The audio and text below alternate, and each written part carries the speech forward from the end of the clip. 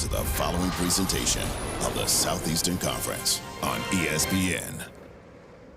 On what is a landmark day in Nashville, a top 15 showdown with Missouri.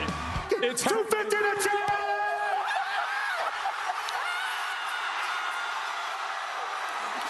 I made a commitment to all you folks. I am jumping on the bandwagon today, Vandy.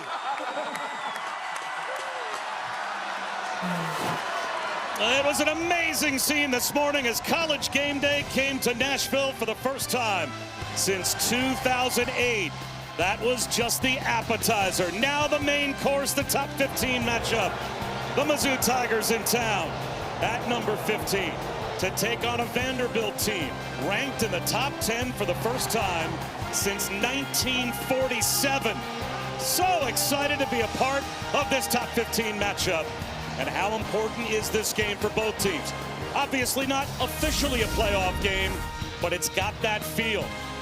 The odds for both of these teams to reach the 12-team playoff affected dramatically by the outcome of today's game, as both are better than a 50-50 chance to be playing in the 12-team playoff if they win this game. Bob Wischusen alongside Lewis Riddick. Chris Budden is with us as well. So happy you can be along. And it is a true renaissance of football for Vanderbilt here in Nashville.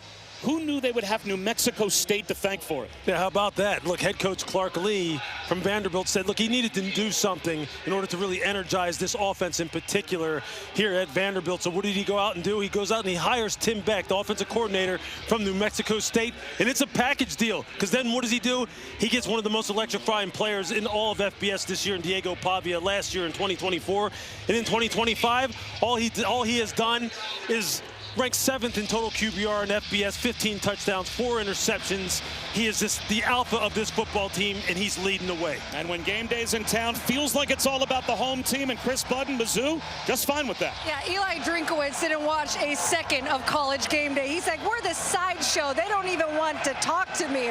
But his message to his team, lay in the woods. What does that exactly mean? They're just sitting there on the ground. They're a tiger watching their prey, not even pay attention. And they're going to go and attack when they need to. How does that look like on the field? Damon Wilson said when Diego Pavia has the ball, we want them to physically feel us. Well, Lewis, you said all week, this is a game that could be wrecked by either team's pair of defensive ends. Yeah, these guys have got hunters, man, on both sides of the football. For Vanderbilt, you'll get to see theirs first. Miles Capers, Corday Sidnor.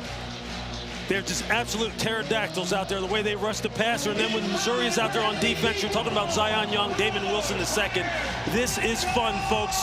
There are big-time players all over the football field. Mizzou did not want Diego Pavia to touch the ball first. They won the toss, and they took the ball. They want it in the hands of Bo Pribula as we take a look at today's Player Spotlight, brought to you by Cintas. And let's take a look at the Mizzou QB. The 7 interceptions, certainly a concern, but 70% completion. Yeah, look, he is someone that they need to continue to kind of bring along here. Bo Pribula has not played a whole lot of football. He wasn't a regular starter at Penn State before he transfers to Missouri. This is a run-centric, zone-blocking scheme-centric offense that really features the play action.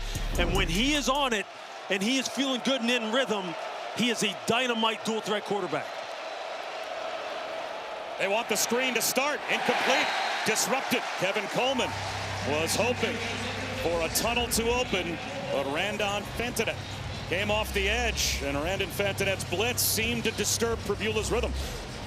Look, that's something you're going to see a lot of here today. Defensive coordinator Steve Gregory wants to put the pressure on this young quarterback, wants to see if he has answers for the multiple blitz packages that they use, and you can see it right now. Just look at all the defenders up on the line of scrimmage, making young Bo Pribula try and figure it out.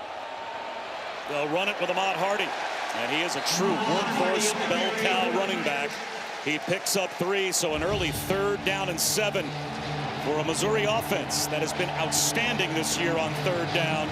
Top 10 in the country. This is where they want Missouri's offense, though, Bob. They want to make Bo prove that in the drop-back passing game on 3rd and 5+, that he can read the coverages pre-snap, adjust post-snap, and find the right receiver.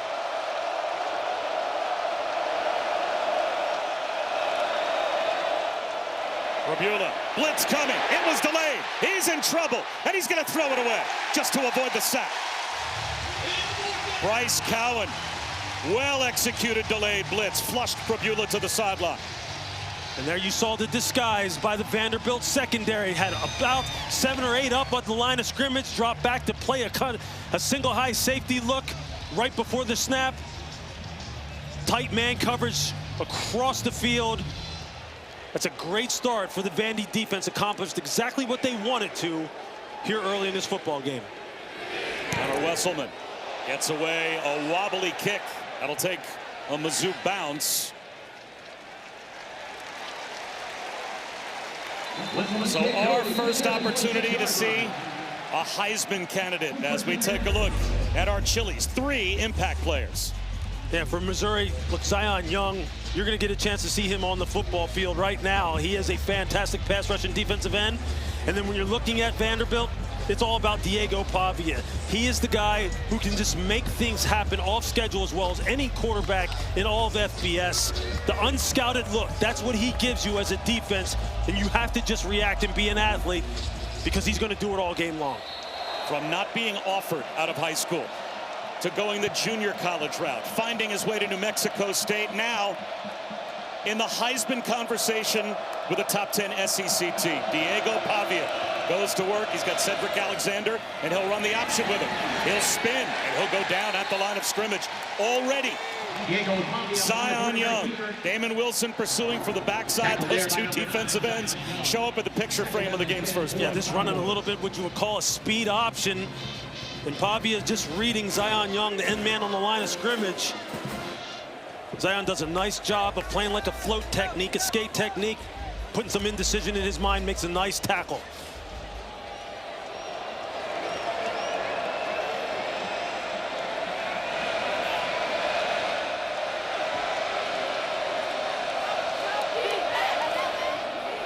They'll hand it off on 2nd down and 10.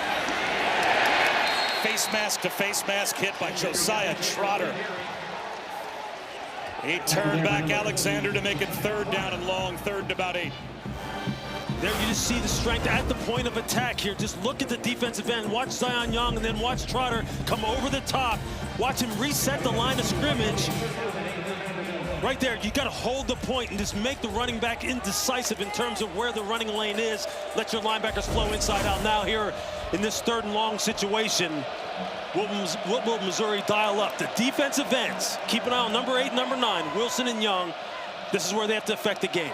Speaking of number 9, that's an NFL tight end flexing out in Eli Stowers. Pavia avoids the rush, finds a crosser, 1st down. Richie Hoskins. Nice little shoulder dip to buy time by Pavia, and he picked up 12. Diego Pavia, he's just going to slip up inside of the pass rush from Damon Wilson at the top of the screen. There you see it. Keeps his eyes down the field, and Richie Hoskins is so good in the slot in the short and intermediate game. Quarterback-friendly wide receiver, catch and run, pick up the 1st. Pavia was the SEC Player of the Week, and for good reason. A win over LSU last week accounted for 3 total touchdowns, 2 on the ground.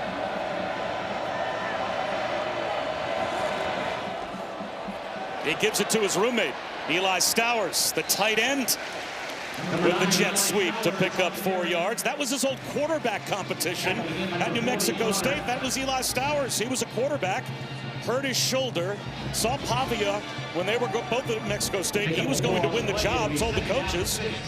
Obviously, Jerry Kill, I need to get on the field. Yeah, and he said they turned him into a tight end. Now he'll probably be a 1st-round pick as a tight end. Yeah, he is a dual threat as far as being able to block, carry the football out of the backfield on jet sweeps, as you see. He's just so skilled as a route runner.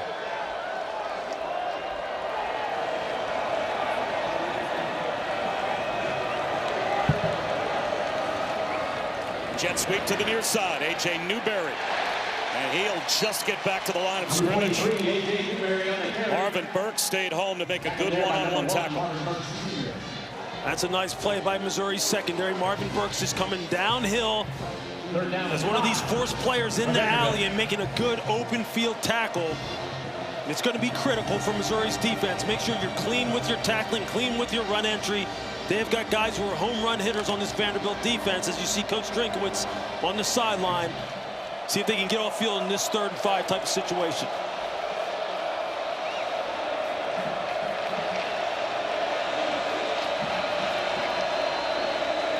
Missouri rushes 4. Pavia, clean pocket to the sideline, broken up. Toriano Pride read it and knocked it away from Junior Sherrill. And it'll be a punt for Vanderbilt. Excellent one-on-one technique on the outside. Toriano Pride, you can see, he starts to open his hips thinking he's going to get taken upfield on a go route, but he's able to get that foot in the ground and just burst out of his pedal. And there you see, he just is able to rake the pocket of Junior Sherrill. Give the ball back to Bo Prabula in the offense. That pass from Pavia did get through to Sherrill. Hounded, obviously, by Pride. Evan Coleman with a fair catch. Flag down on the far side of the field. And another flag throw.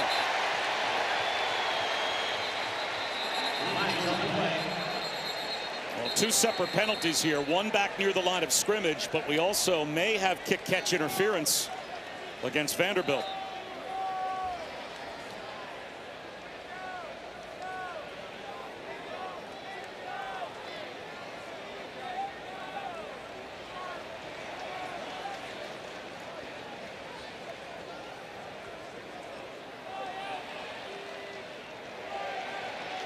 Steve Marlowe is our referee today. And plenty to sort out here.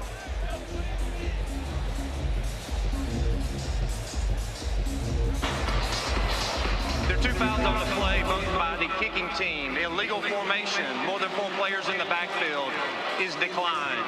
Kick-catch interference, 15-yard penalty from the spot of the foul will be accepted. First down. That's a big penalty. That takes Missouri from their 10 all the way out to their 25-yard line as if it was a touchback.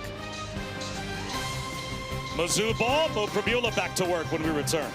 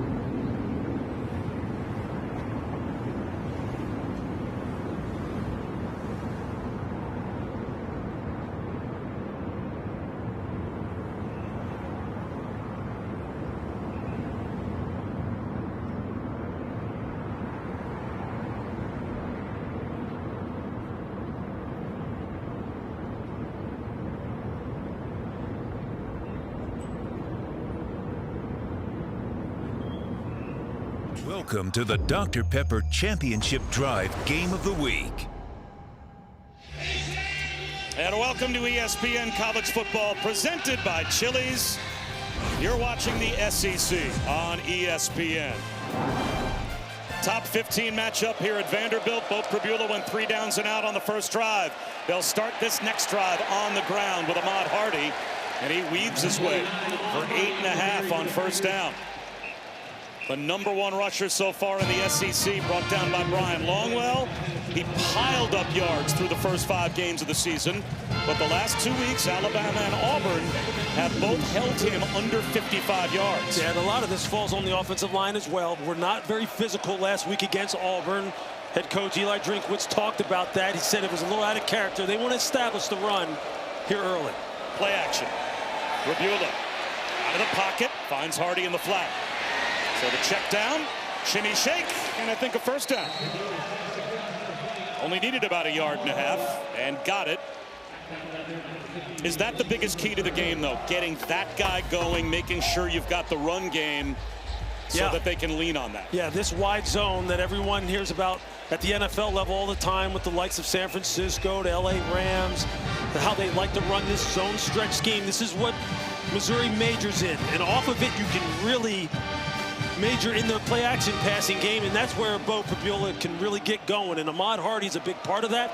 He has gassed people so far this season, although the past 2 weeks have been a little bit of a struggle, and they want to get him going so they can get the quarterback in a rhythm then. Pribula, long throw and a hookup. Good hit by Colby Taylor as he put a shoulder right into the back of Joshua Manning, but he held on. Only picked up 2 yards. But that's what you want to see from Pribula. You just want to see him delivering the football where it needs to be, putting it on the wide receivers so they can catch and run if necessary. And if you're Vanderbilt, you want to make sure you're getting guys on the ground. They have a physical secondary, long, angular corners that can really tackle. And they're going to be called on to do a lot of that today.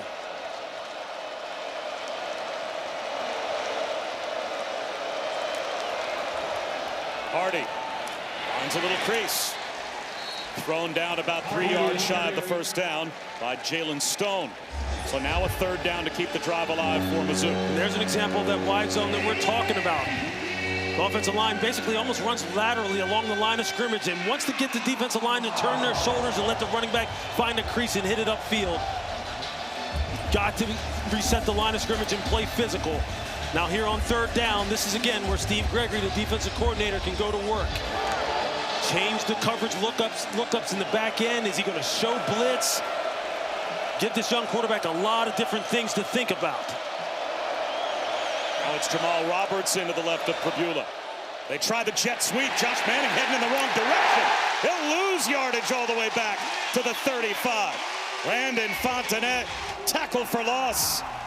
He backed up 7, and here comes the Missouri punt group. You're going to see Fontenette right here. At the left side of your screen, watch him just stay square, shuffle down the line of scrimmage. He reads this sweep immediately, able to get upfield and create the TFL. Fontenette's a big boy now, 6'2", 220 pounds. He'll be called on to run the alleys, be the guy who sets the edge of the defense against this running game. That's a great job. Much better punt this time from Wesselman. Returnable for Martell Height. And good coverage by Missouri to the 15-yard line after a 52-yard punt. Only a 2-yard return. Diego Pavia back to work in a moment.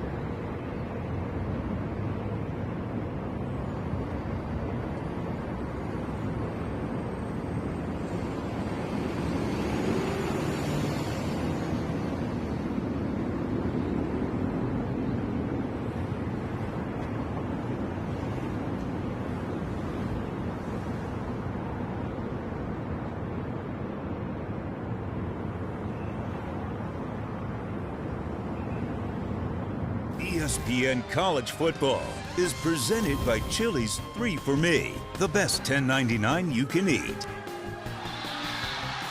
On College Game Day this morning, by the way, that was a $500,000 kick by that Vanderbilt student. Oh, yeah.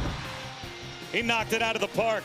And here's Lewis's keys to victory today. Yeah, for Missouri, they're going to want to spread out the formations a little bit and create some explosive plays in the passing game. That can only happen after the run game gets going. Vanderbilt defense, coverage disguise, make Fabiola throw to win. He's just doesn't have a whole lot of experience throwing the football during his time at Penn State and now here in his brief stay in Missouri. For Vanderbilt's offense, start fast and build a lead. They'll see if they can get that done here in their second series. And for the defense of Missouri, the defensive ends must dominate the game. You already see them make their mark.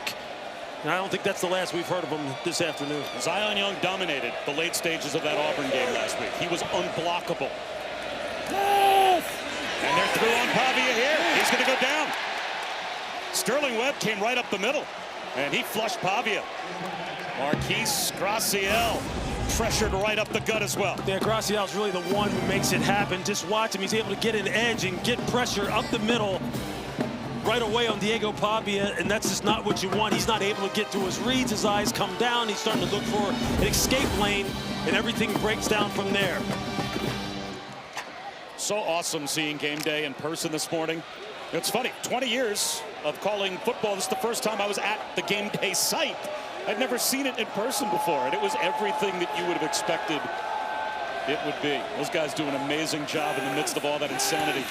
Little down and out here to Trey Richardson. And by the way, they're bringing Clark Lee out for his interview, and I was kind of in the way, and a nice young lady came over and said, sir, you're going to have to step back. I was like, no, it's okay. I'm calling the game today for ESPN. And her response was, yeah, that's great. You're going to have to step back. Yeah, no respect, Bob. None at all. My response, obviously, is you apparently don't know who I think I am. Yeah, she was unmoved. 3rd down and 10.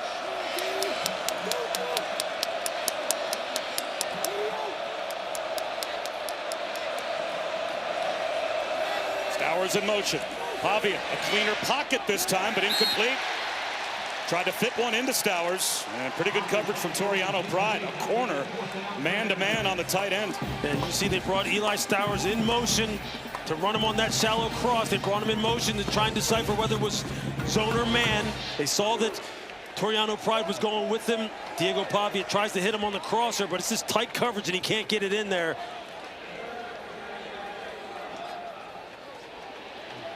Tip your cap so far early in this football game to Missouri's defense. The defensive line really making their presence felt. Tight coverage, good tackling in the back end. And that's 2 stalled drives for Vanderbilt. It's a field position game early. Aber of the punt. Kevin Coleman. Late fair catch signal. That's a pretty good punt from the goal line. As Haberer 48 yards with enough hang time to not allow a return.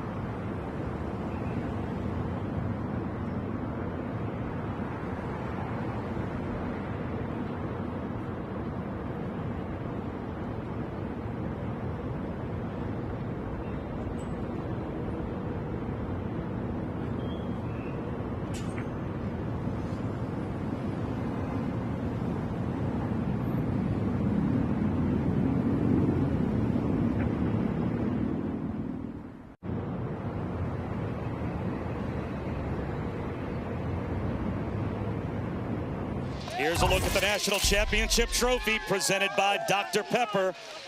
We'll hand that out in January. Will one of these two teams be playing for it?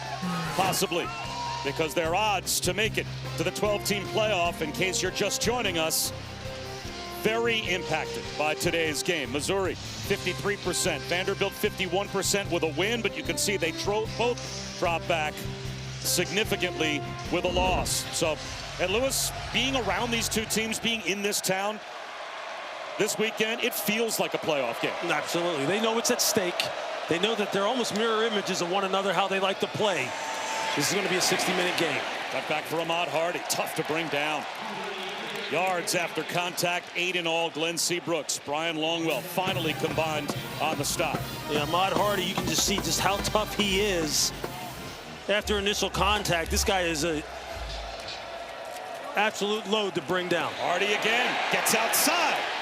He's got a first down and then some. 9 more for Ahmad Hardy.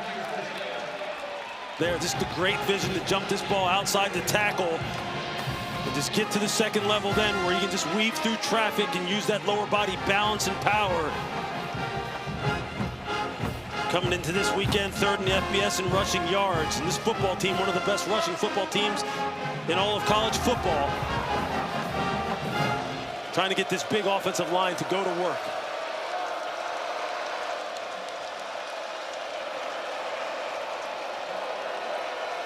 Play clock at 5.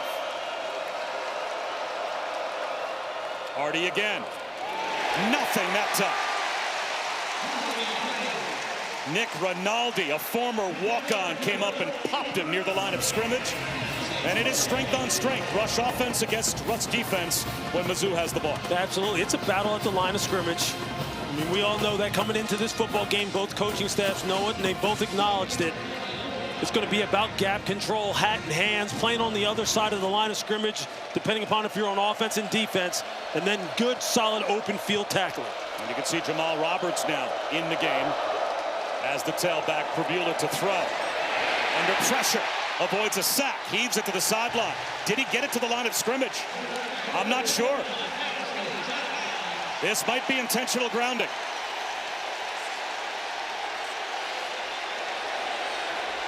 Bobby's under duress, and I think it's going to be short. I think it's just going to be slightly short of getting it back past the line of scrimmage. As you see, Vanderbilt is coming with a nice rush game off of his front side, and he was under pressure immediately.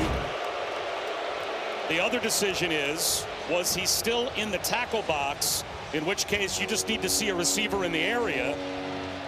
But I guess they say he did get the ball close enough to the line of scrimmage. No intentional grounding.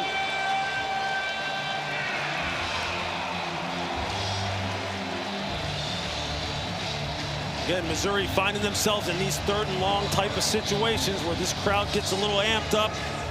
And defensive coordinator Steve Gregory can go into his bag of tricks. He's trained under some of the very best. Think Brian Flores when he's with the Miami Dolphins in that zero blitz scheme that they run. Just look at all the defenders up at the line of scrimmage right now. 3rd and 10. The rush gets through. Prabula on the move. Directing traffic. Run out of bounds. All the way to the sideline. He picked up a yard. But the pursuit from Zaylen Wood. And now it's 4th down and a long 8, close to 9. And here, just look at all the bodies up at the line of scrimmage. What winds up happening is that they drop out and only just rush 4 and cover with 7 and drop into a zone look and actually have a spy with linebacker Brian Longwell keeping his eye on Prabula. Those are the mind games that Steve Gregory's trying to play with Prabula. He's only has, in his career heading into this season, he'd only attempted 56 passes during his time at Penn State. So he's learning on the job in the toughest conference in college football. Martel Height lets it bounce, but it spins like a wedge shot to about the 8-yard line for Connor Wesselman. We were listening in on Clark Lee when he talked to his team pregame. Discipline, respect, and spirit. Be who you are. Be who you are, right? The most physical team on that field will win today. You guys got it? Go, sir. To the edge, not what? Over. But I want all of it today. You guys understand? so much fun talking to him and Diego Pavia yesterday. Clark Lee is an absolute stud. If you don't know about him, you should read about him. He has got fantastic ideas in terms of team building, relationship building. He knew what he needed to do to take this program to the next level. He said, look, I knew I needed the support from the administration to really be a player in NIL and the transfer portal, and you see the changes and the effects that it has had on this football team. Cedric Alexander bouncing up the middle for about 5. Something I thought he was so interesting with is his love of all sports. He said, look, I'm a defensive guy, so I try to teach my team philosophically what works in other sports. Like, I will show my team the Vegas Golden Knights forecheck. Yeah. I will show my team old videos of Nolan Richardson's 40 minutes of hell, pressure defense in college basketball. Show how just those basic principles of create havoc, create panic, relentless pressure, it applies in any sport. It absolutely does. Discipline, respect, spirit. He says it over and over. He wants his team to play that way. Pavia rolling off play action. He's going to take off. Easily picks up the first down. Cruises out of bounds. All the way out across the 20-yard line. This is what you can't do if you're Damon Wilson II. If you're the end on the line of scrimmage, you have got to keep him in the pocket. And you see he knows immediately. Didn't stay wide enough. Diego Pavia, with his ability to make the second reaction type of plays, the off-schedule type of plays, he'll just burn you. He's going to test your discipline for 3.5 hours, however long a game takes. And if you break down, he will exploit you. And James L. Lassiter, the sophomore, walk-on now to the left of Pavia in the shotgun. He can fly. Instead, they screen it to Trey Richardson. He can fly as well. Stays in bounds. Almost broke it. Picked up 15, maybe 16 yards. Another Vanderbilt first down. And just look at the wide receivers, how they block out on the perimeter. You're going to see number 0, Junior Sherrill. Just look how he's able to get enough of a hit on Stephen Hall, the corner from Missouri, to where Trey Richardson can get out on the edge and use that fantastic speed and open field running ability. These wide receivers, this team plays for one another. Junior Sherrill just showed you an example as you take a look at Tim Beck, the offensive coordinator, up in the box, trying to get his offense in rhythm.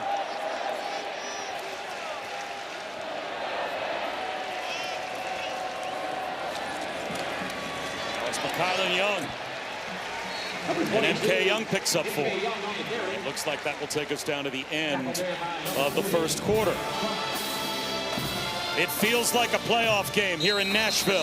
And we'll come back scoreless after 1. This is the Dr. Pepper Championship Drive Game of the Week.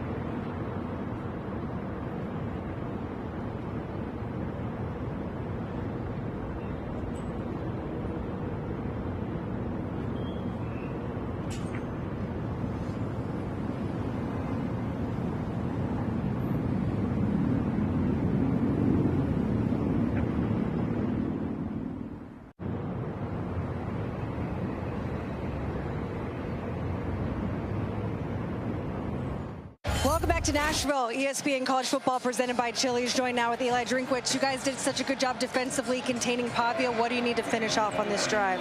Yeah, we just got to get off the field right here. We've given them too much yards. Offensively, we got to sustain some drives. We're not being consistent enough.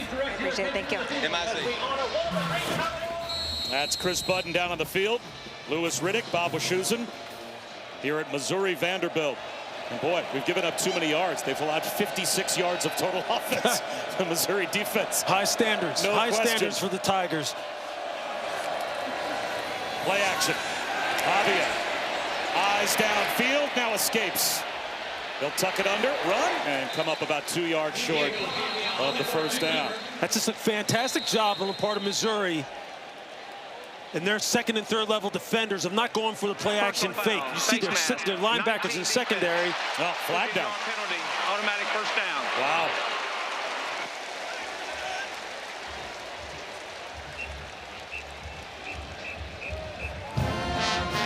So away from the play, it looks like there was a face mask grabbed that cost Missouri 15 and a first down. It's defensive end Darius Smith. He was getting double teamed as he was trying to rush off the edge. And just got his hand up in the face mask of the offensive tackle. You're going to see him here at the bottom of the screen. I mean, he's just battling, trying to get the big guys off of him. You see the left hand right there in the corner as he just takes it and just yanks the face mask of Isaiah Glass. That's a huge penalty. Instead of third down and short, first down and plus territory. And Pavia, a little check down. And there is Stowers making his first impact play. Another Doors first down. And there's Diego Pavia with his eyes and his ability to read defenders on this RPO type of action and then just find Eli Stowers just settling into a zone hole. His eyes really influenced Josiah Trotter, the linebacker, to take a step down the line of scrimmage, thought he was going to hand it off and there was going to be a run play. He just pulls it and throws it, picks up the first. I mean, that's the problem that Pavia really presents to you. He's in full command of this offense. And when he is going at a high rate, he is tough to stop. Two tight ends. And it's a trick play that somehow found its way to Trey Richardson. Oh, that was dangerous as could be for Vanderbilt. That could have been an intercepted pitch on what looked to be an end around. Watch Zion Young. He almost had dreams of right here taking that thing about 75 yards. They got away with one there. As you see, Cedric Alexander almost makes a critical mistake. Now he's sitting here at second and long. I don't know if those are the kind of things you want to try too often against a defense as disciplined as Missouri's. And now you're behind the sticks. Pavia off play action. He's got a one-on-one. Incomplete. Toriano Pride walled off Junior Sherrill. Now it's third down and 10. Textbook man-to-man coverage by Toriano Pride. Just watch the feet at the line of scrimmage. He never opens his hips. He just does what they call a soft motor technique.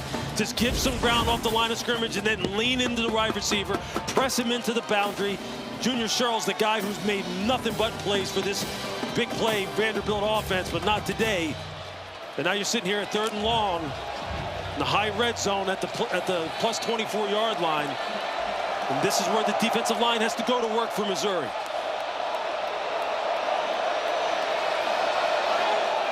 Might just rush with 3, drop 8.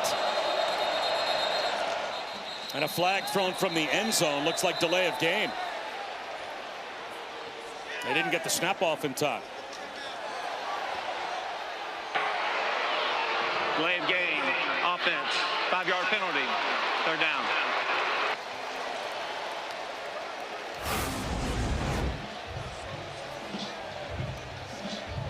See the clock winding down there. Clearly it's at 0 before the ball is snapped.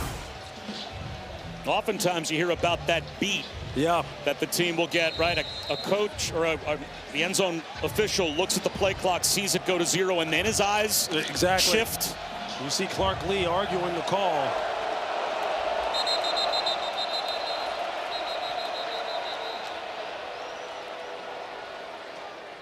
Please reset the game clock to 13 minutes, 13 seconds. So a clock adjustment before 3rd down and 16. And Lewis, in what feels like it's going to be a low-scoring time of possession, field position game, is this just a play call to secure a field goal? Yeah, you want to see if you can get into better field goal position for your kicker, Brock Taylor. But against this Missouri defense, look, anything is possible. Diego Pavia has shown you that. He has pulled some plays off that not many quarterbacks can. You just want to protect the football here. Pavia spins out. On the run, and has to throw it away. That's some speed for Darius Smith. And a late flag as well.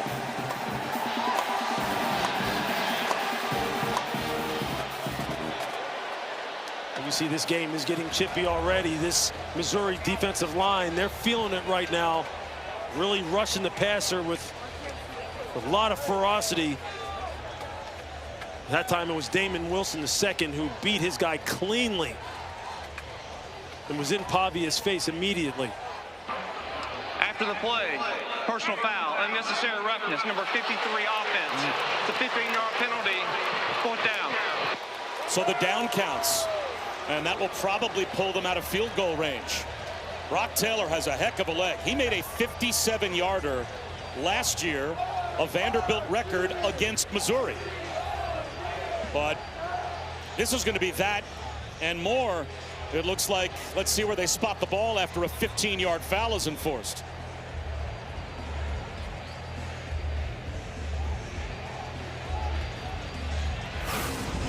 You're going to see where they get Jordan White to center, number 53. You're going to see him right here. He is locked up with Chris McClellan, the defensive tackle, and you can see he puts him on the ground as McClellan loses his balance, and then he goes in and wants to give him a little bit extra.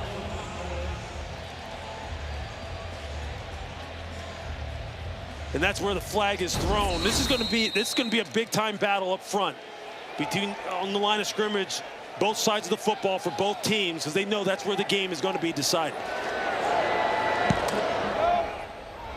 Aberrer forced to punt. And Coleman races over with a fair catch at the 9-yard line. It's been a field position game so far.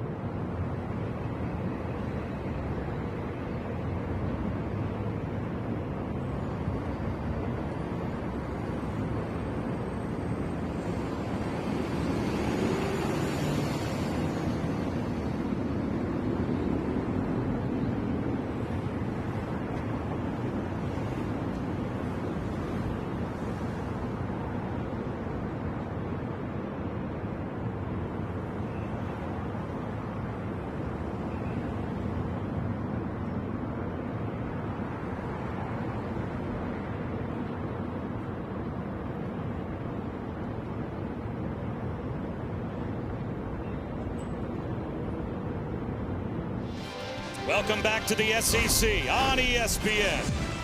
No score here at Vanderbilt. Two teams that have earned their way to this top 15 matchup. Bob Wischusen here with Lewis Riddick, Chris Budden, Jerry McGinn, our officiating expert.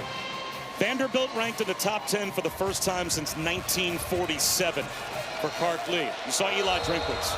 Mizzou is 6-1 for the third straight season. That's the first time in school history they have done that. And here's Jamal Roberts. Let's head back to Matt Barry.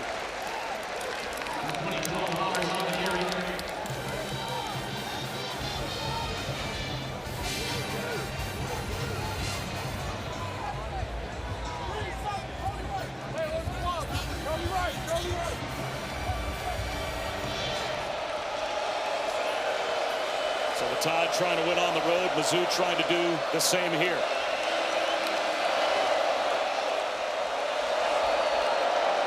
Fontanet might be bringing a blitz off the edge. He hangs in no man's land, and that allows time for Bo Pribula to find Marquise Johnson for a first down. It's a nice job of Pribula, just staying patient and allowing Marquise Johnson to just uncover behind that hook curl defender.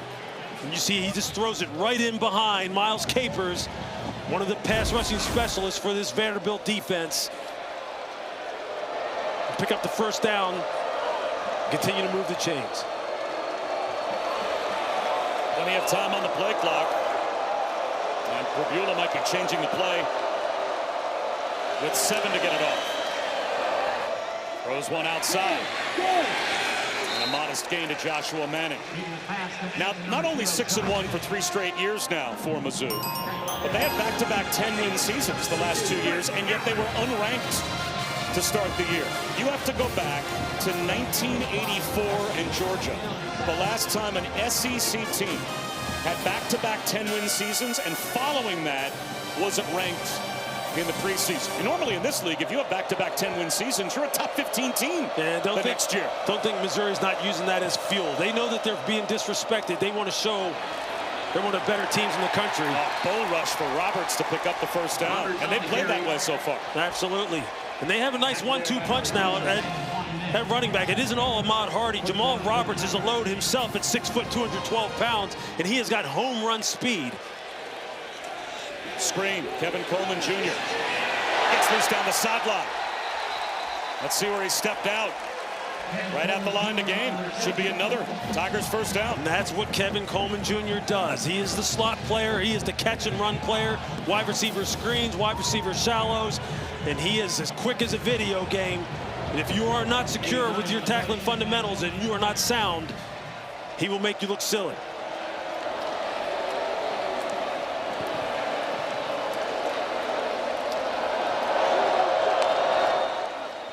Play action. Pribula, clean look. There's the crosser. There's Kevin Coleman Jr. again.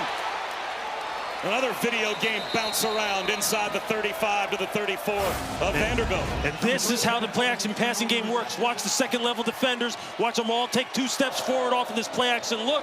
And look at the window it opens. Just as clear as day. As a quarterback, that's exactly what you want. As a play caller, that's how you draw it up. That's how you get your quarterback settled in with easy completions. And right now, Missouri's kind of putting some plays together. They've got Vanderbilt on their heels. Kevin Coleman Jr. was at Mississippi State last year. Toriano Pride recruited him after the game to Mizzou. Here's Roberts into the secondary. No, lost his footing. That wide zone, the zone stretch. Just looking for a crease to get to the second level and then just start to slash and slice up the defense. And you can see this offensive line looks much different this week than it did last week against Auburn. They're coming off the line with much more authority, getting some movement at the point of attack. If you're Vanderbilt right now, you're saying to one another in the huddle, we've got to shut down this run game because it's starting to trickle into this play-action passing game, and that's exactly what you don't want. Jamal Roberts stays in as the primary tailback. Pribula, nice fake. Northfleet. He might be an NFL tight end. He shows up for the first time, and C.J. Hurd brought him down short. of the first down. It'll be 3rd down and 2. And that's the natural play call off the wide zone. Then just run the boot pass, try to get the pass, get the ball to Norfleet, who was a fantastic tight end. You're right, Bob. But just a good open field tackle by C.J. Hurd. Now you're sitting here in 3rd and short. This is where you want to be if you're Missouri, because you've got a dual threat quarterback in Pribula who can pick up first downs with his legs. 0 for 3 on 3rd down. Pribula fakes the toss. Did he get there? It looks like he did. First down. Quarterback run, and a designed run at that. Langston Patterson, Brian Longwell sandwiched Pribula, but he moves the chains. It's just a nice job of them going tackle over, running a little unbalanced line look, bringing over Caden Green, the left tackle, to the right side. So in effect, they had 3 offensive linemen to the right of the center, and they just lean on all that mass to just get movement at the point of attack, and Pribula sticks it up in there for a first down. 10th play of the drive. Tight formation. Roberts. It's tough to bring down. He's number 11 in the SEC in rushing yards, as the backup to Ahmad Hardy, who's number 1. So that tandem, it's the best tandem in the SEC.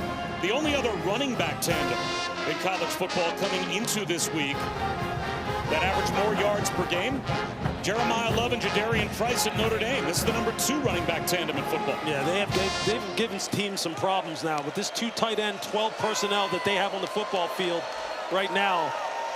They have really run the football effectively. It's Roberts in motion. Pribula fakes it to him, turns the corner, flag down. Pribula inside the 5, looking for the end zone. He's short down to the 1, but a flag back at the line of scrimmage. Personal foul, tripping, 56 offense. 15-yard penalty, 2nd down. Wow, a personal foul against Vanderbilt pushed them out of field goal range. This is a very big call on Dominic Giudice, the left guard for Mizzou. You're going to see him. He's going to try and cut that 2 technique. The defensive tackle who's lined up right over his nose. And as he misses him, he then swings his leg up in the air, trying to get Glenn Seabrooks III on the ground. You're going to see it right here. He tries to cut him and cut him off. You see the right leg come up in the air. And Jerry McGinn is our officiating expert. Jerry, there might be some folks at home saying, well, he didn't trip him. The player didn't fall. Does that not matter? No, it doesn't matter at all. He lifted his leg up. He was trying to trip him. That was a very good call by the referee. So Pribula to the sideline, and there, the first time we see the freshman, Donovan Olubade, who you, Lewis, had your eyes on all week when you watched this Mizzou offense. He's a good-looking freshman. This kid's a freaking stud. He is a stud. Olubade is the truth now. He is big. He's got a great catch radius. In crunch time, they have gone to him the past 2 weeks because of his one-on-one ability. And he is going to play a big role in this football game here today. 3rd down and 12.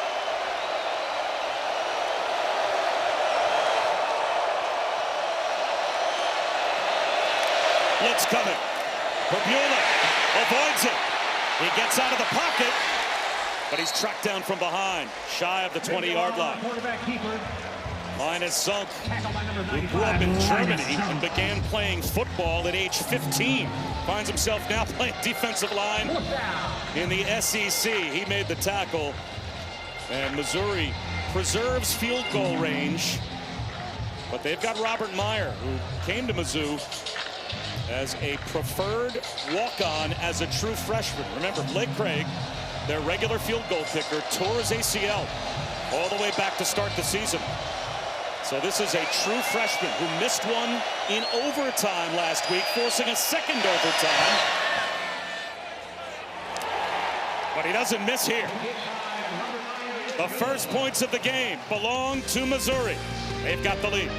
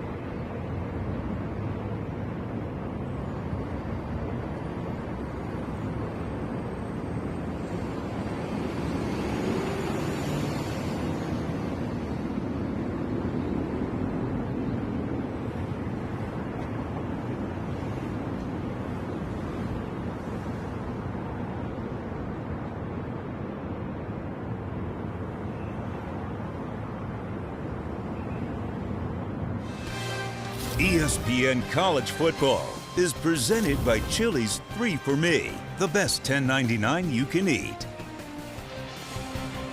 Well, the Taco Bell Live Más student section filling up early today, trust us. And these guys have been awake for a long time. Only one student section can claim the title of Live Más Student Section of the Year. Who will take home the trophy this year? A lot of those students, you can see some of them are wearing the Home Depot helmets from game day. They started to line up for game day, I was told, at noon yesterday. Hey, that's yesterday. That's dedication, man. That's dedication. This is a big-time game. They realize they're in the midst of a big-time season. They're going to absolutely take advantage of everything. Return for Trey Richardson. Out to the 25-yard line. So after a 7-minute and 48-second Missouri drive, Vanderbilt and Diego Pavia have it back.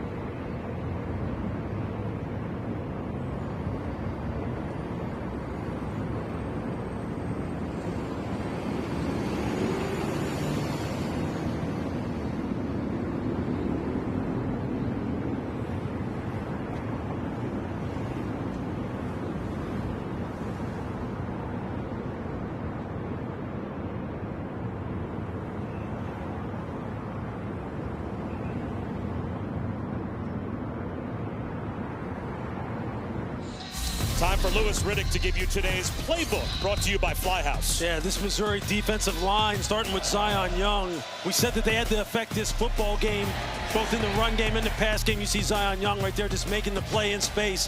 And then just watch the pass rushing tandem of Marquise Gracial and Sterling Webb.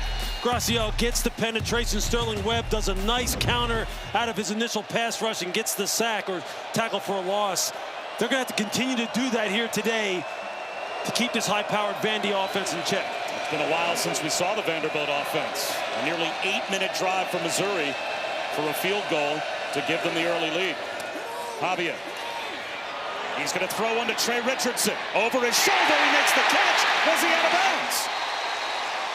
He was, according to the near side official, did not get a foot down. That is a heck of a throw by Pavia. And great concentration by Trey Richardson. Just can't get. Oh, he might have got that left foot down. He may have gotten it down. On the field is an incomplete pass. The previous play is under further review. You can't do it any better than this. Just look at the window. He puts it in, and then here's the left foot. It hits before the right foot. That's a catch. No doubt. That is a beautiful throw by Diego Pavia. The entire Vanderbilt sideline is already celebrating because they saw this replay up on the big board. And Jerry McGinn, this looks to be pretty clear-cut. Lewis, I agree with you. This is a great catch. He toe taps with that left foot. He maintains control of the ball. He has possession. They should flip this pretty quickly. Just look at the location on that throw. Pavia puts it on the outside shoulder, so the corner, Stephen Hall, can't get his right arm up. There's, you see the left foot, and you see the rubber pellets on the turf. You can't place the ball any better than that. That's what you need from your stud quarterback to get this offense going. After further review, it is a completed pass at the 38-yard line. The receiver had firm control, and his back foot was inbounds. First down. Well, Chris Budden, the Vanderbilt offense, they're back to work. Yeah, the messaging down here has been don't panic. While the goal was to start fast, there is still so much ahead of us. During that Missouri 8-minute drive, the offensive line for Vanderbilt spent the entire time dissecting film. Then Diego Pavia came up and said, it's okay, guys, we will get this rolling. For a captain and a quarterback that can usually be very fiery, was very in control. And it's amazing, that last hookup, Diego Pavia, no offers out of high school, goes to junior college. Trey Richardson, he's a transfer from a Division II school, Washburn. And they just hooked up here in the SEC. And now Junior Sherrill steps out of bounds. Only 2 yards shy of another Vanderbilt first down. And there they go, trying to go a little bit of tempo, keep Missouri on their heels, maybe try and tire out this pass rush a little. Start pressing on the accelerator. First down catch. Simple little button hook to Eli Stowers. Missouri's defense laying off, playing some soft zone coverage, man-to-man coverage with the safety in the middle of the field. They're just taking what they're giving them. The fastest tempo we've seen so far. Seam shot, climbing the ladder. Eli Stowers, first and goal. That's where that 6'4" frame and that fantastic athletic ability comes into play. Just watch him, just a jab step outside, and he's right up the seam, climbing the ladder. That's why he's going to be a first rounder. Pavia, this time, no time to throw. And he just eats it. Eamon Wilson was there. This is where Vanderbilt gets so dangerous here in the red zone. You see 37 drives, 30 touchdowns. A lot of that has to do with the fact that they have great pass catchers, great size down here. Junior Sherrill been the guy that really has been the go-to guy with his ability to win one-on-one. You just wonder who Tim Beck's going to dial up here. Is it going to be Eli Stowers? Cole Spence had a touchdown last week, the 6'7" tight end. He's in the game down here at the bottom of the screen. They got this diamond formation with 3 backs surrounding Pavia. He wants to throw. Flag down. Pavia. A little juke at the 5. Pavia gets a block. If this one's coming back, it's a shame because it's a touchdown. There are flags everywhere. 3 separate flags thrown on the play. Yeah, I think this is coming back. I think the first flag is going to be on Bryce Henderson, the right tackle. No, as the play-by-play guy, I object. That would have been a fun play to call. He's a fun player to watch.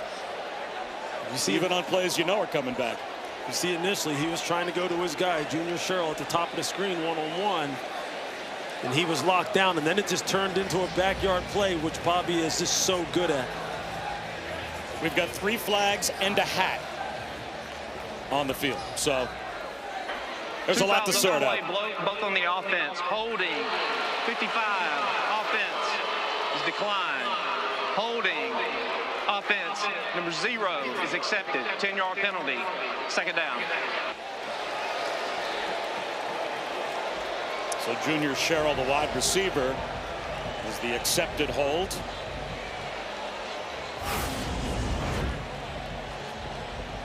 You're going to see Sherrill initially, he falls down as he's trying to run his route. Now he's just trying to uncover. Then when he sees Pavia come back his way, you see the right hand. It has a hold of Toriano Pride, the corner. That's what happens sometimes on these extended plays when you have quarterbacks that are so creative like Pavia. You're going to have some of these penalties.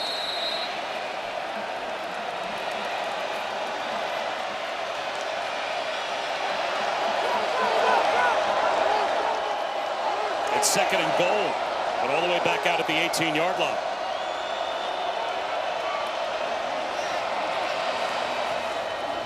Counter handoff. Alexander spins down to about the 15.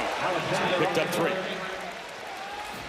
See, just rushing with 3, keeping eyes on the quarterback, playing some zone coverage, keeping eyes on Pavia. Pavia wants you to play man-to-man, so when you turn your back, if they're throwing the football, he'll take off and run. That's just a nice job by the linebackers of rallying Khalil Jacobs. Nice open field tackle. Now you got him here in the 3rd down situation. Only 1 for 4 today. With this defensive coordinator, Corey Batoon, draw up. But one thing you know he's going to draw up, he's going to say, pass rushers, go get them. That can eliminate everything. Flags down again. It's going to be a false start. And then Pavia gets hit after the whistle by Darius Smith. And Smith's going to claim he didn't hear the whistle.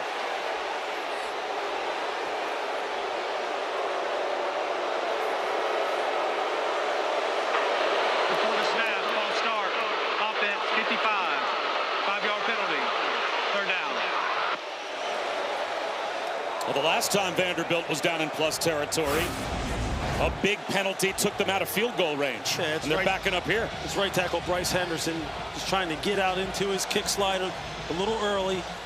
He knows that this defensive line is going to be tuned up and really trying to rush the passer. And then you see Darius Smith trying to hold Pavia up. So now it's 3rd down and goal from the 20.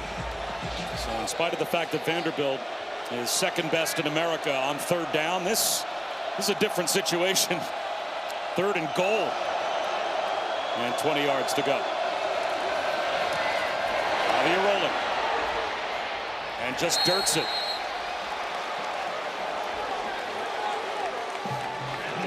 It's a frustrating series for Vanderbilt. The way they move the football down the field, put a little tempo in, really got some things going, and then kind of had some self-inflicted penalties and just start going backwards.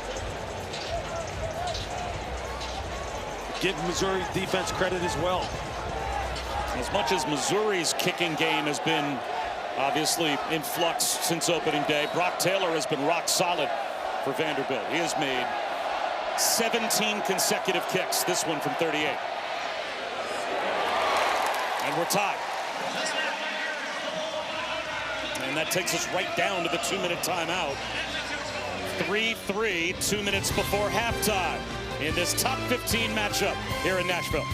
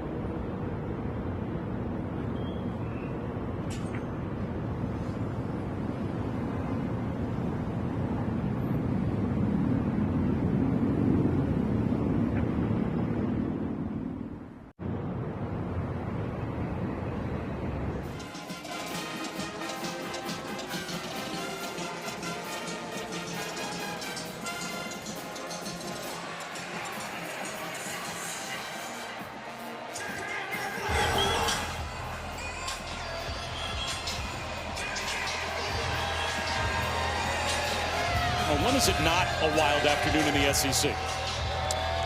I mean, it is down to the wire football week after week, game after game. Parity reigns supreme now in college football. That's exactly the way you should want it as a viewer.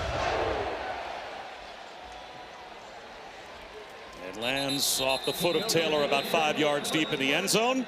Tied at 3. 2 minutes to go in the first half. A 7-minute and 48-second time drive for Missouri that produced the field goal that got them on the board.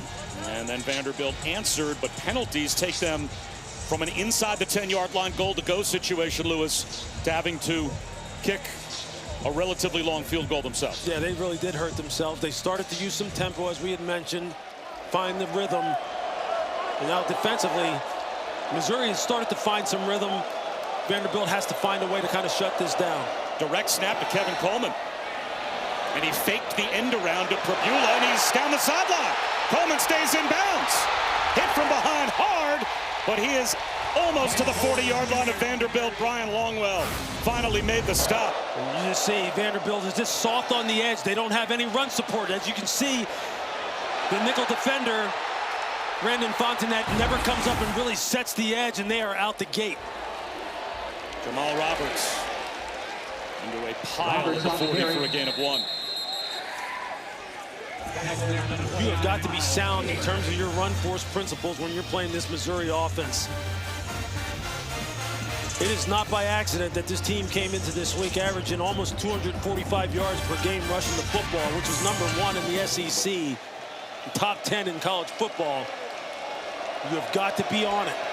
And Eli Drinkwitz's team not rushing. They have all 3 timeouts. Brett Norfleet in motion. Prabula underneath. Coleman makes the catch. See if the timeout is spent here. Eli Drinkwitz not coming down the sideline with any sense of urgency. It'll be 3rd down. Prabula has hit on 7 straight completions. And with 55 seconds to go, 3rd and 4.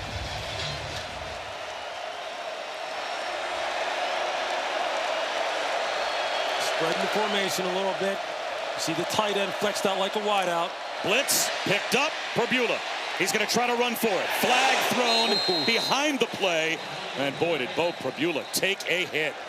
Miles Capers drilled him at the 30-yard line. It's good to see him get up.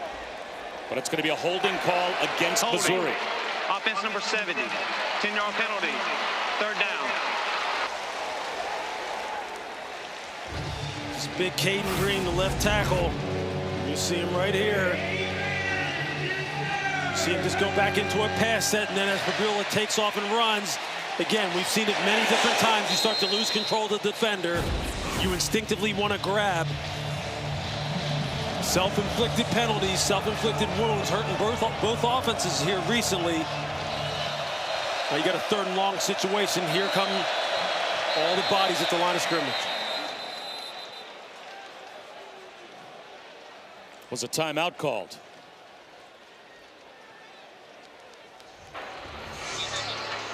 Timeout Vanderbilt. The first of the half. 30-second timeout. Please reset the game clock to 34 seconds. 3-4. So let's have now a quick word from Cheez-It. Okay, Cheese. 50-yarder for the win. You thinking what I'm thinking? Ice the kicker. Something better. Terry. Did you just get hired? Dude entered the portal and came out a legend. Want it, need it, cheese it. 2 high-scoring offenses, but 2 really good defenses. And so far, Bob Wischusen, Louis Riddick, Chris Budden with us as well. Not really to your surprise, the defenses have won out so far. No, you're not. Look, Missouri really does dominate the line of scrimmage defensively. You see how fast and how physical their defenders are up front. And they can put a lot of pressure on the quarterback, and Pavia is feeling that right now. But for Vanderbilt, it's all about deception, right? I mean, they give you so many different looks. I mean, they're physical in their own right, don't get me wrong. But they can present a lot of problems as you take a look at Steve Gregory, the defensive coordinator, and his tremendous background that he has both as a player and as a coach now. Prabula's having to figure it all out on the run. No flag. Looked like an early start. Prabula launches one to the sideline and missed Kevin Coleman. And they are not in field goal range. Nick Rinaldi with some pressure. And then there again, they have 6 up on the line of scrimmage, and they drop out and just rush 4. And then Prabula trying to escape out right outside the pocket and see if he can find an open receiver down the field. Again, think about it with Bo Prabula. Had only attempted 56 passes during his time at Penn State before he transferred here to Missouri. And he's playing in the SEC, and he acknowledged the fact that every game is a learning experience for him in the best conference in college football. Martell Height, fair catch inside the 10-yard line. Only 22 seconds left before halftime. For 20 years, Allstate has celebrated every field goal and extra point made at participating universities by donating the university's athletic scholarship fund, supporting all student athletes. Thank you to Allstate. Well, Vanderbilt starts the third quarter with the ball, so I can't imagine this is going to be much other than just putting it here in the freezer, Lewis, and getting this game to halftime tied at 3. Yeah, protecting the football. Do not give Missouri any kind of extra opportunities here in a game that's going to really be a one-score game more than likely when it's all said and done. The defense is really playing well here today. The offenses have had their moments. You see Pavia just going to take a knee and go into the locker room and come back out. Unless Missouri calls timeout, they've got 3, but they are not going to use either of them. So it will be a 3-3 tie at halftime. Again, a top 15 matchup. And what you would expect in the SEC, nip and tuck between Missouri and Vanderbilt. Let's head down to Chris. Coach, those last 2 possessions, you've been able to move the ball, but didn't come away with touchdowns. What do you need cleaned up in the second half? Well, the penalties have killed us. Obviously, we were set up for points, and then we got, a couple penalties there on the second to last drive. We'll be okay. We just got to be patient with our offense. We got to get back to it here. We'll have a possession coming out in the second half. That'll be a big one. Defensively, what have you guys done that have given Missouri some fits? Well, I mean, I've liked the way we played. I think we played well on third down. Obviously, a couple of chunk runs there that we downed, but there at the end of half, I would have liked to have seen us, pin them, get them to punt a little earlier. But I'm pleased with the performance. It's going to take that from here on out to win the game. Appreciate it. Thank you. Thank you. Exactly the even-tempered answers that you would expect from Clark Lee. Tied at 3, halftime here at Vanderbilt. Time for the halftime report. Joey Galloway and E.J. Manuel standing by with Matt Barry.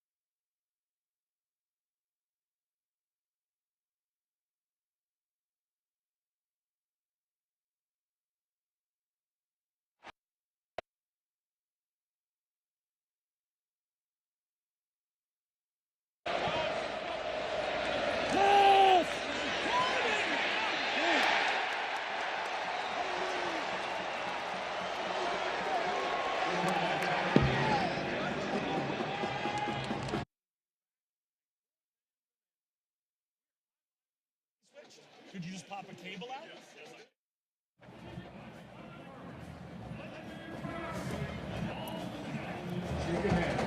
It wouldn't be a one-man show without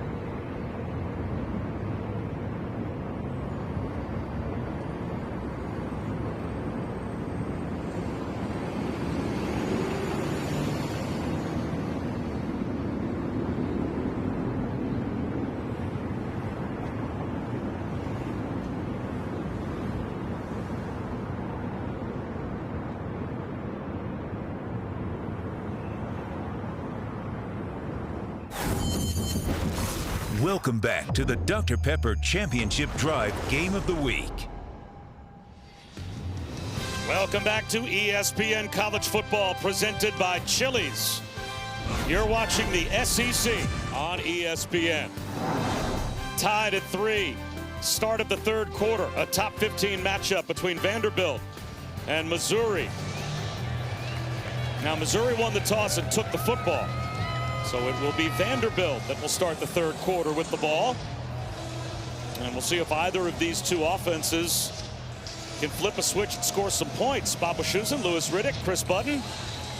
It's been tough sledding against these two defenses. Of course, it's two defenses, neither of which, Lewis, allows more than 20 points a game. Yeah, look, I mean, it's not that much of a shock. Vanderbilt started to show some life as far as when they went to the tempo here before the end of the first half. Missouri just got to come out and run the football like they were. Continue to work the play-action passing game.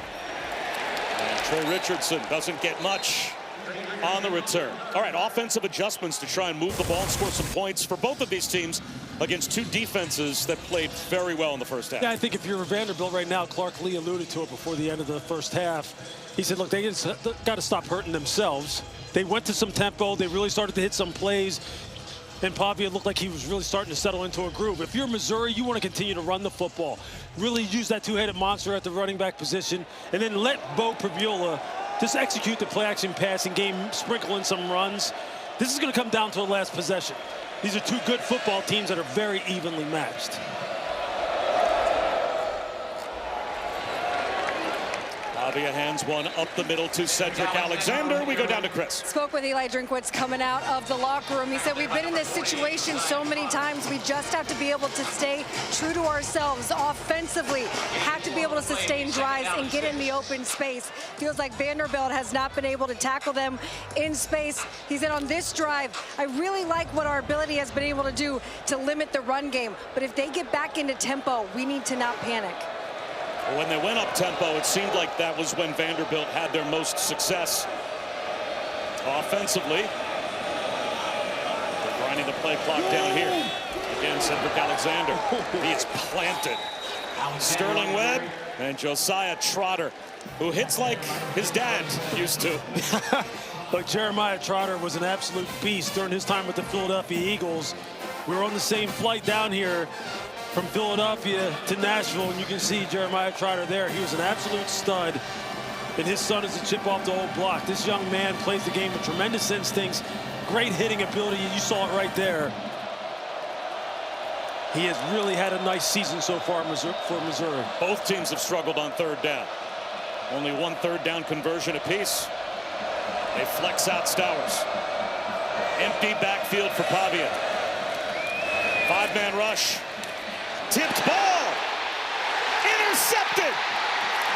Picked off by Damon Wilson off the deflected Pavia pass. Did it pop back out at the end? There's a scramble for the ball. I'm not sure if Wilson didn't cough it up before he went down.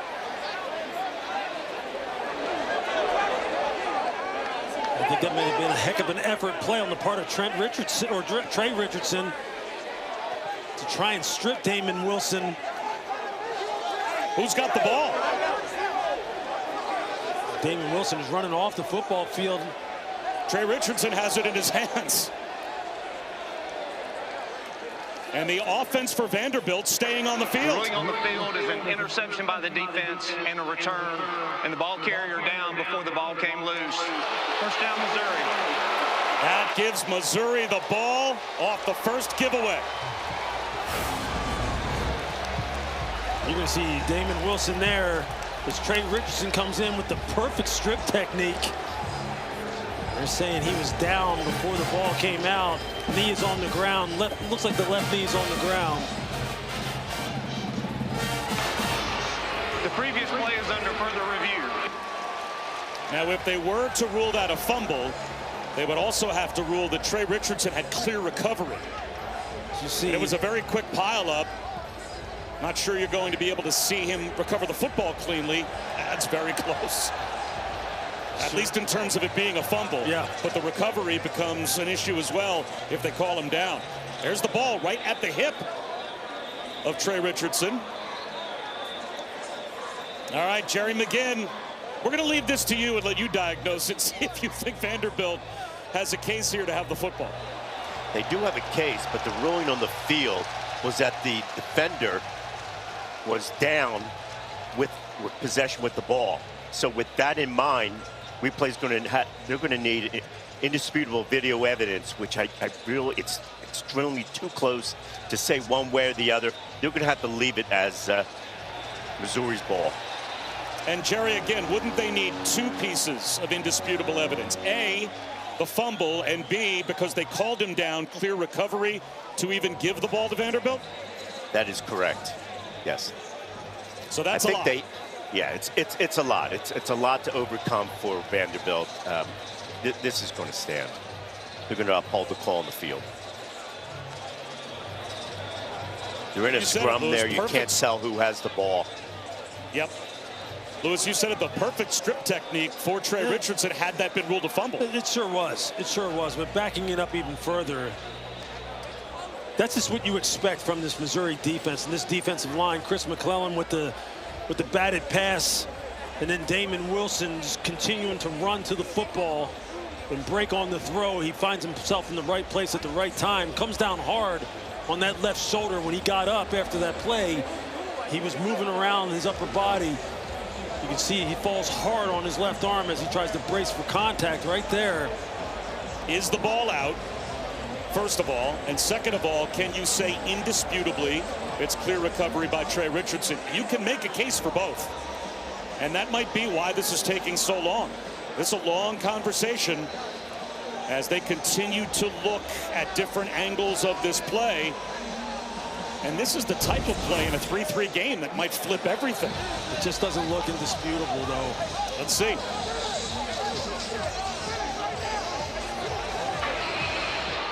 After further review, the ruling on the field is upheld. First down, Missouri. So Chris McClellan with the tip. Damon Wilson with the pick. A great effort by Vanderbilt wide receiver Trey Richardson to see if he could snatch the ball back. But Missouri has it, knocking on the door of the red zone in a 3-3 tie. If you're Vanderbilt's defense, these are these sudden change situations that you know Clark Lee, as you see him there, just really laying into the referees. He's coached his teams relentlessly on these situations. They have got to respond, and if you're Missouri, you've got to find a way to get this in for 6. Jet sweep, Kevin Coleman to the 10-yard line. It's 1st and goal. Eli Drinkwitz, making good on his promise to try and get this defense of Vanderbilt into space where maybe they have an advantage as far as making some guys miss in the open field. You see their red zone success this season. Steve Gregory, the defensive coordinator for Vanderbilt, tries to figure out, what can I do? How can I stop this running game that seems to be getting ramped up? Ahmad Hardy now to the 5-yard line and inside the 5, down to about the 3. He picks up 7, 2nd down and goal. So they got those big tight ends in the game. They got 86 Jordan Harris and Brett Norfleet, both of them going 6'4", 6'5 plus, 260 pounds plus. It's like having 7 offensive linemen on the field. Just trying to secure the edge and then let Ahmad Hardy go to work. They just brought 2 more in. I mean, those are some big bodies. Typically, though, a lot of times you got to be aware of the pass here because they're trying to lull you to sleep. They run it with Hardy. 4 tight ends on the field from Missouri.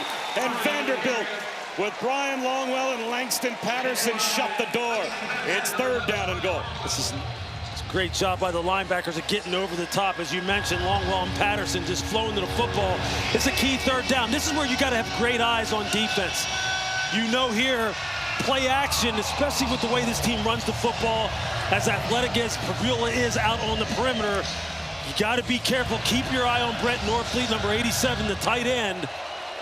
This is where his range and catch radius, and also Donovan Alubide, number 1, one-on-one at the bottom of the screen. Drinkwitz wants a timeout. He got it just before the snap. Eli Drinkwitz just ran about a 4.5 40. Timeout, Missouri. To get down the sideline. First of the half. And frantically call a timeout before the 3rd and goal snap, which we will have in a moment.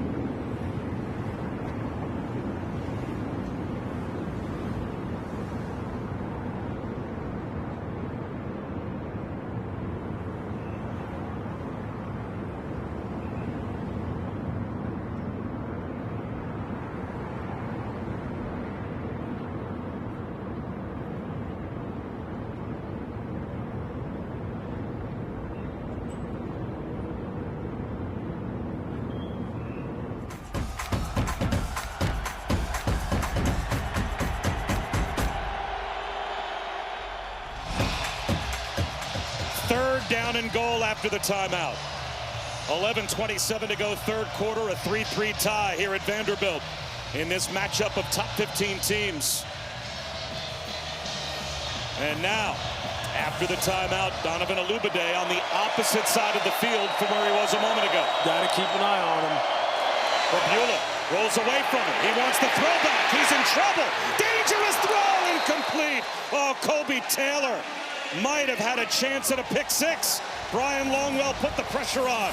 Now what do you do? 4th and goal. Fabiola was looking to see if he could get the ball to Brett Norfleet out here to the right. 87. You see he's going to block and then release. And then he tries to come back opposite side to Olubade, but he's blocking. Locked up against the corner, Kobe Taylor. And Eli Drinkwitz. He doesn't want 3, he wants 7. They're going for it. I think here, you got to trust your players. Who do you go to? Do you give it to Ahmad Hardy, or are you going to go one-on-one with Olubade at the top of the screen? Fake toss. Fabiola. Turn back. That's a 4th down stop for Vanderbilt. Miles Capers led the charge. I mean, point of attack. And Fabula's hurt. Miles Capers, Joshua Singh, just watch them just all at the point of attack. They just don't get any movement. That's as good of a play as you can ask a defensive end to make in Miles Capers. And Fabula's leg might have gotten trapped underneath some of those bodies that were down at his feet. And he is still down, and they're looking at his left leg. We'll step aside.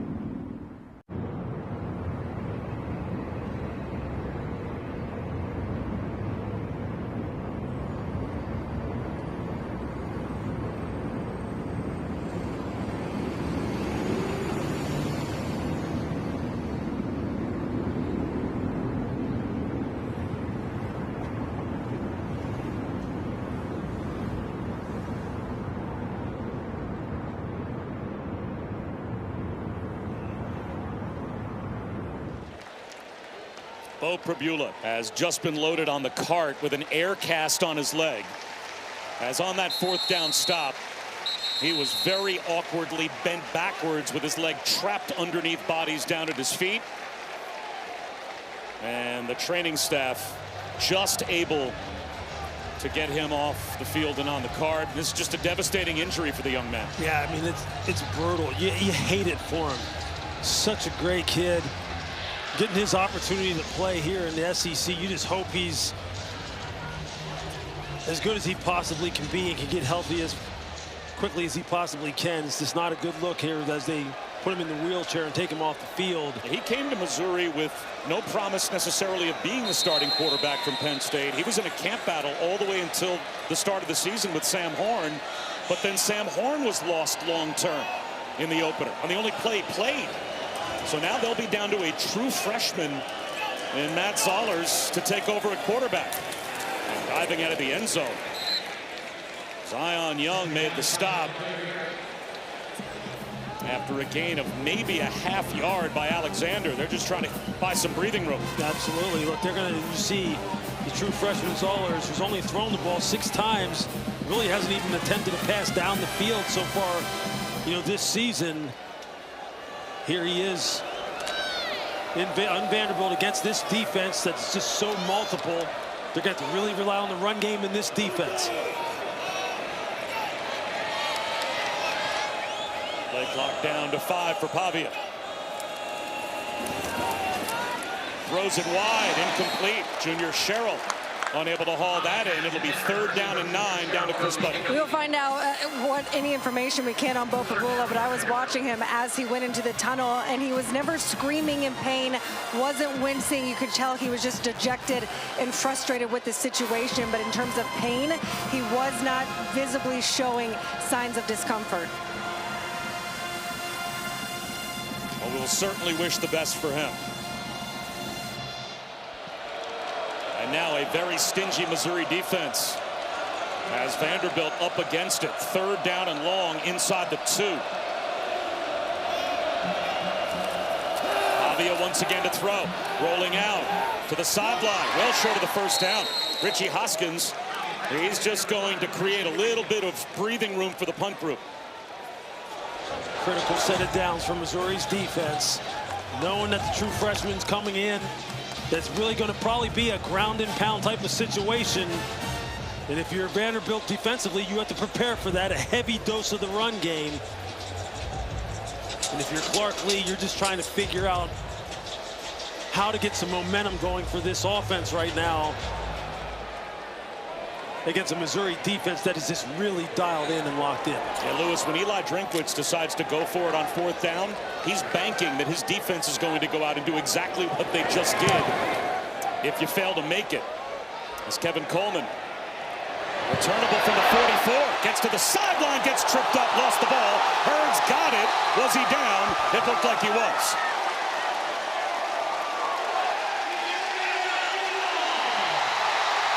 Langston Patterson got a hand on the ball. C.J. Hurd, it looked like recovered, but is this a fumble?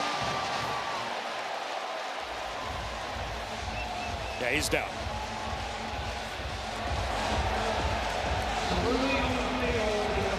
Down before the ball came loose. 1st down, Missouri.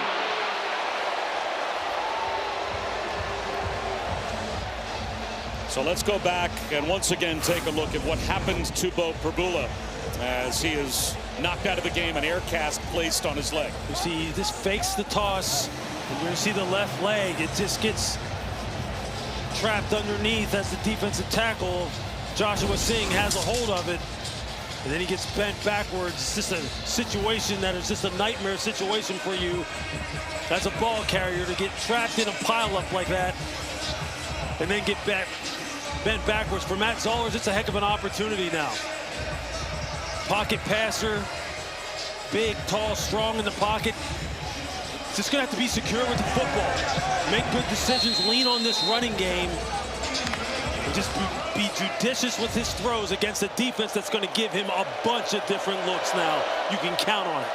Zollers missed most of his senior year of high school with an injury, so he hasn't played a lot of football. And he'll lean on Ahmad Hardy here. Nick Rinaldi and Corday Sidnor limit Ahmad Hardy to a gain of 1.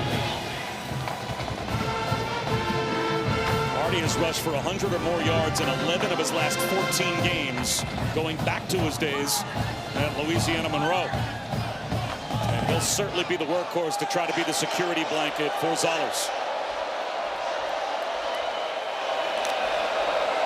Quick screen. He's Johnson to the 45-yard line. Line is sunk. Made the tackle after a gain of only 2. So 3rd down and 7 with the true freshman at quarterback. This is where you just want him to be secure with the football. You don't want him to force the ball in the double coverage, make bad decisions. And if you're Steve Gregory, the defensive coordinator for Vanderbilt, you're trying to change the look, trying to bring pressure, change up the look in the back end post-snap. And you're telling your defensive end, Sidnor and Capers, dial it up. They bluff blitz. First down, nearly gotten by Kevin Coleman. He's a yard short. Brian Longwell was able to hustle over a strike thrown by Zollers, and now it's 4th down and 1 inside the 40-yard line, and Missouri will go for it again. You got to trust your offensive line in this situation and trust your running backs. It's a nice throw by Matt Zollers to find Kevin Coleman against that zone coverage look. Ahmad Hardy, one of the very best in college football as far as breaking tackles, getting yardage after contact.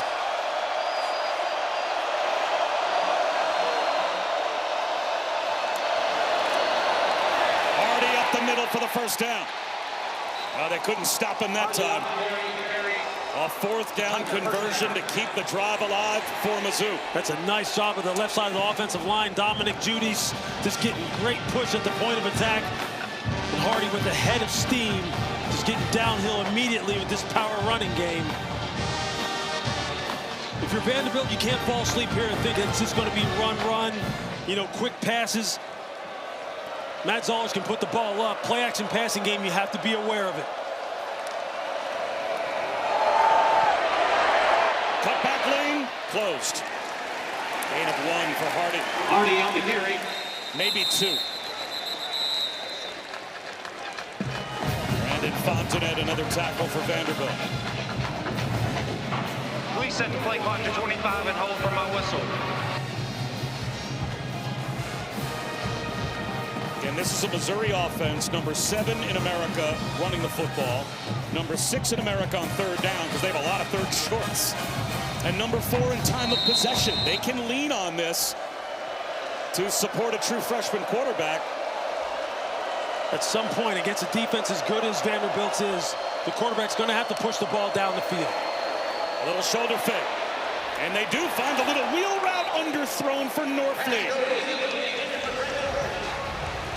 Zollers could not put it on Norfleet cleanly. He was wide open. Yeah, you got to make this throw. Norfleet, it's great play design. They fake the wide receiver screen and then just get Norfleet down the field there. It's a fake to the wide receiver screen. You just got to like step back, set your feet and throw it and put in a good spot. 3rd down and 8.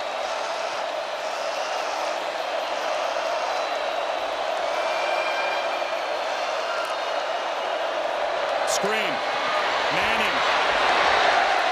It'll be 4th down and 4. And even at the 30-yard line, I'm not sure Eli Drinkwitz would try a field goal. I don't know that he feels that field goal range comfortably for Robert Meyer is anything even outside about the 20-25-yard line. Yeah, he quickly made this decision and told the offense to stay on the field. This is a 4-down game more than likely from here on out. It's a heck of a situation for the young freshman to be in. He's got to put this ball up and make a good decision.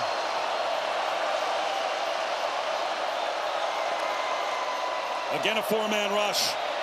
Zollers. Hauled in by Joshua Manning. First down in the red zone for Missouri.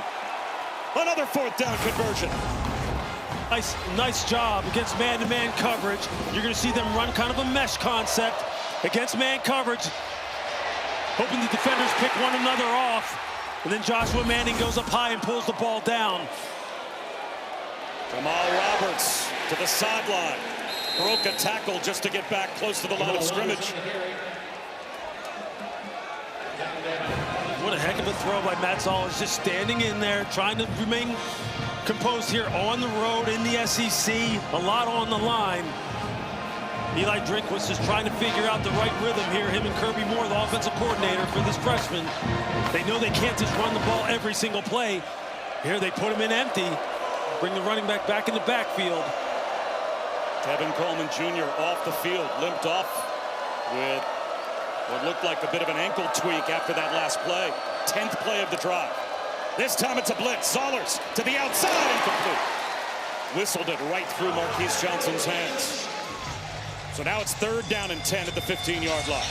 From here, they probably would be in field goal range. Kevin Coleman is back on the field. Eli Drinkwood said we're basically the 20-yard line and in. Yep. That's where we need to get to if we're confident we're going to make a field goal. I think right now they're just trying to figure out what plays can the young quarterback really execute. What makes him comfortable? Who do we need to get the ball to?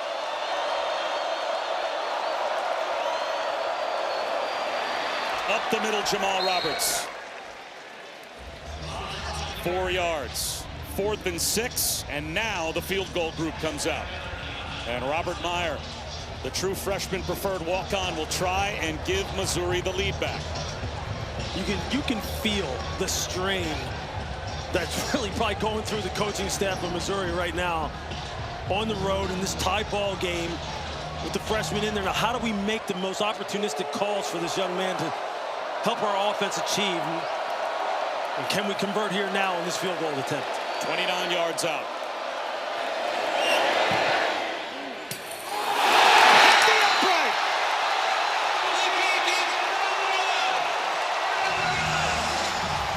That's going to add to the strain. That's exactly the situation you don't want to be in. And here again, special teams, that 3rd phase, something that almost cost them a week ago against Auburn. Now the score remains tied.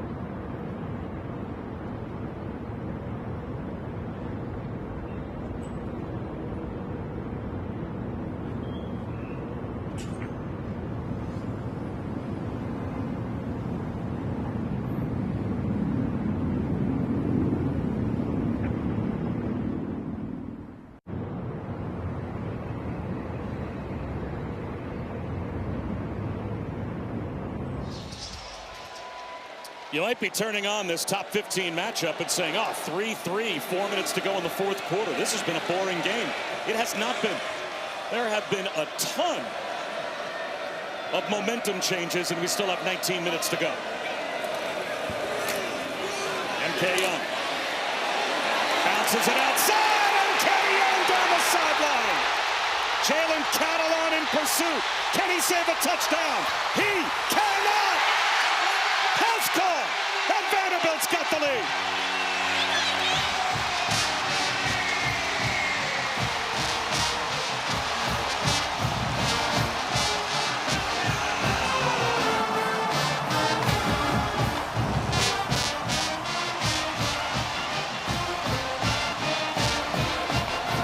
Wait till you take a look at this play, folks. This is team offense at its best. It's a great play design, a little bit of deception, and just some good old-fashioned blocking out on the perimeter.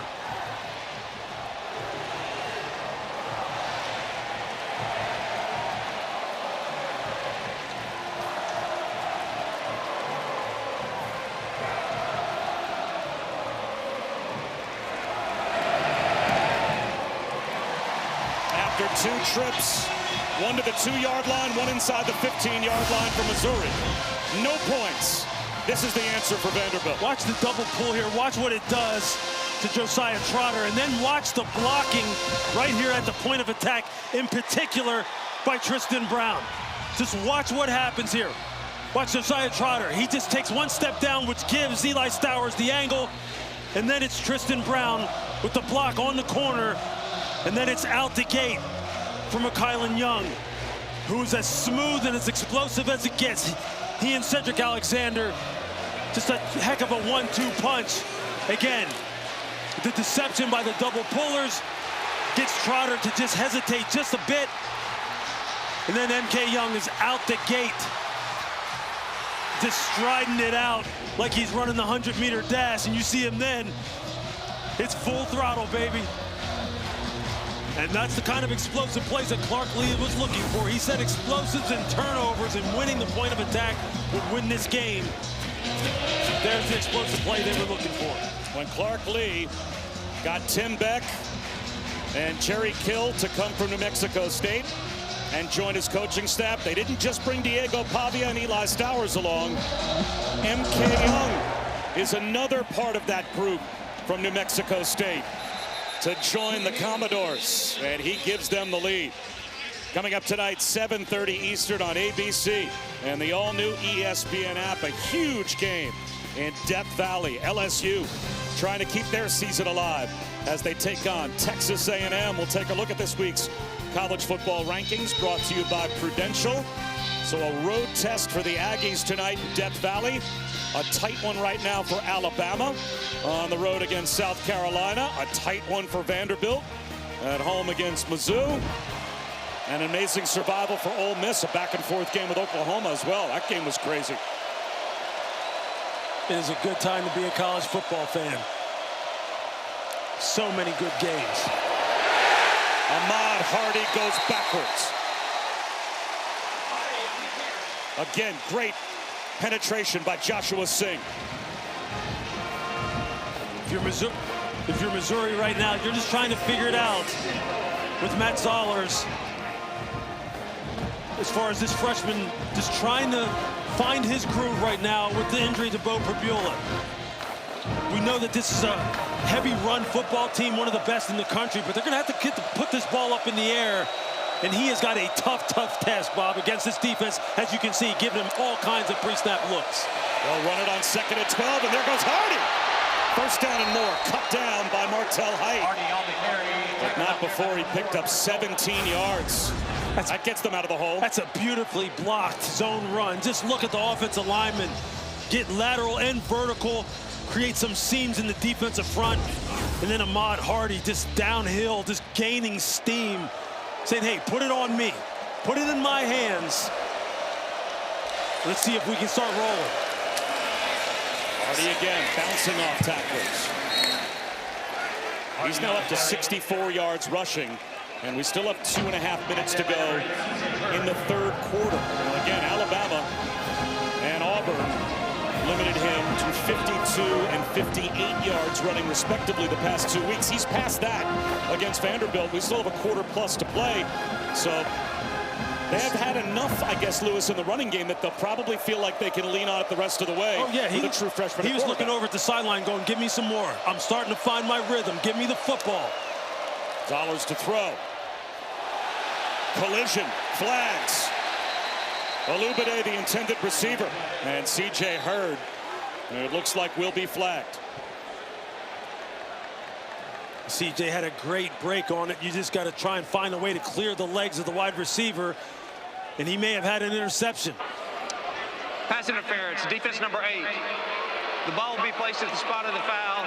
Automatic first down. Just watch C.J. Hurd. He reads this perfectly. He's already there. You just got to find a way to step over the feet and get your hands out in front and make the pick. Yeah, unfortunately, sometimes you get too good of a break and you just get tangled up. Fresh set of downs for Missouri.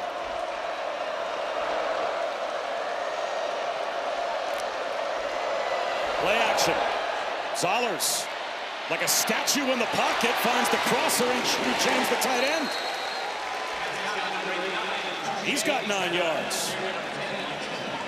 They were looking for the shot play down the field to Marquise Johnson. The corner, Martell Height, had it covered perfectly. They were trying to get one up over the top, and Drinkwitz told us yesterday, we're going to try and get Marquise Johnson loose down the field. And it's a great cat and mouse going on right now. Freshman quarterback in the game, on the road, having to take over this offense against this defense that's as complicated as you'll see. Harding has the first down. I mean, at the very least, what does it tell you, Lewis, when they're dialing up a shot play with the true freshman quarterback? Obviously, they wanted to take a shot, right? It doesn't look like it is going to necessarily be put the ball in the freezer and just give it to Ahmad Hardy over and over again. Well, Eli Drinkwitz knows that he's going to have to throw the football at some point to win this football game. He's going to have to put it up, and there you see offensive coordinator Kirby Moore up in the box. They're just trying to come up with a plan to get this ball in the end zone. Final minute of the third. Play clock at 5. Vanderbilt secondary communicating, trying to change the looks. Hardy. Couple of yards. That should take us to the end of the third quarter, unless Missouri wants to run another play. They've got time to snap it, but they can also let the clock expire if they choose. They're getting lined up. Still 20 seconds on the clock.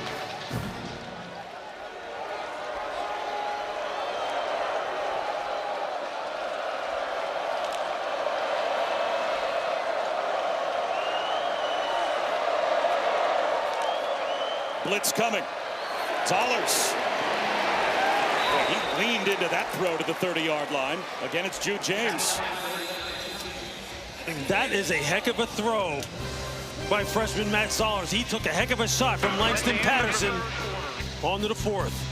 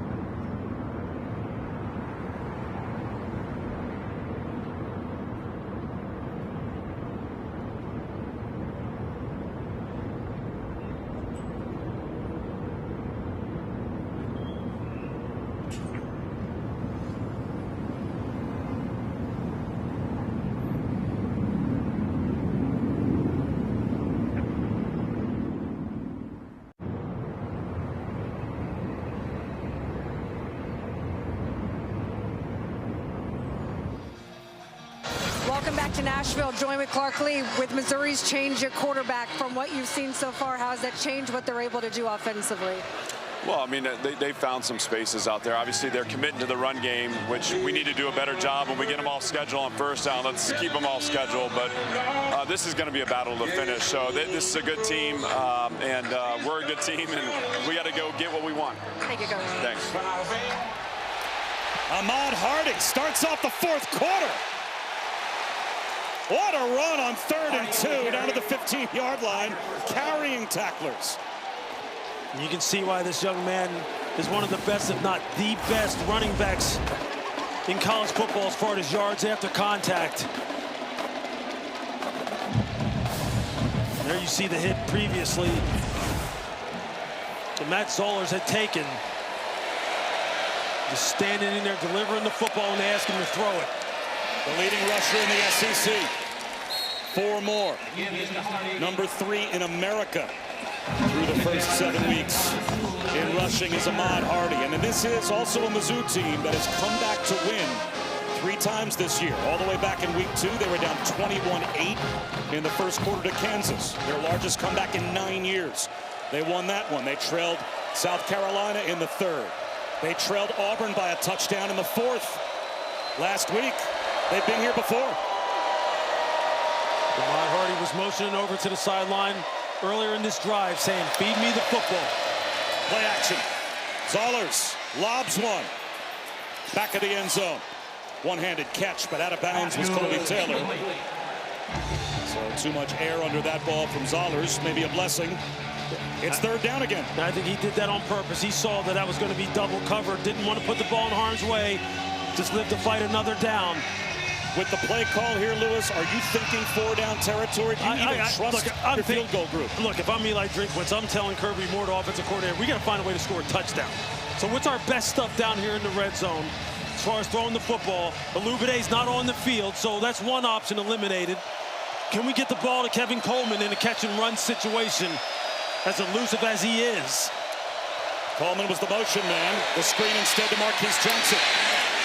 Getting a push. Forward progress stops at the 6. Guess what? It's 4th down and 2. Here we are again, another decision for Eli Drinkwitz. The field goal obviously pulls them within 4, but both coaches called these 4-point plays in this area of the field, right? The difference between a touchdown and a field goal. Absolutely. And now you see Alubide, the fantastic freshman, he's back on the field. But sometimes it's about players over plays. And if I'm Eli Drinkwitz right now, I'm saying, look, I got to get the ball. I got to get number 1 a target. If he's one-on-one, I got to get him a target right now because he has made plays for me in big situations the past 2 weeks. Zollers. Sliding catch is made in the end zone, a touchdown. Jude James, the tight end. And we're an extra point for Mizzou away from a tie.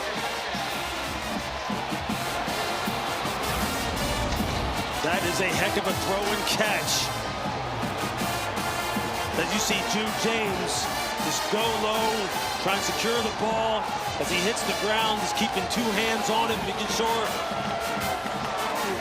he leaves no doubt.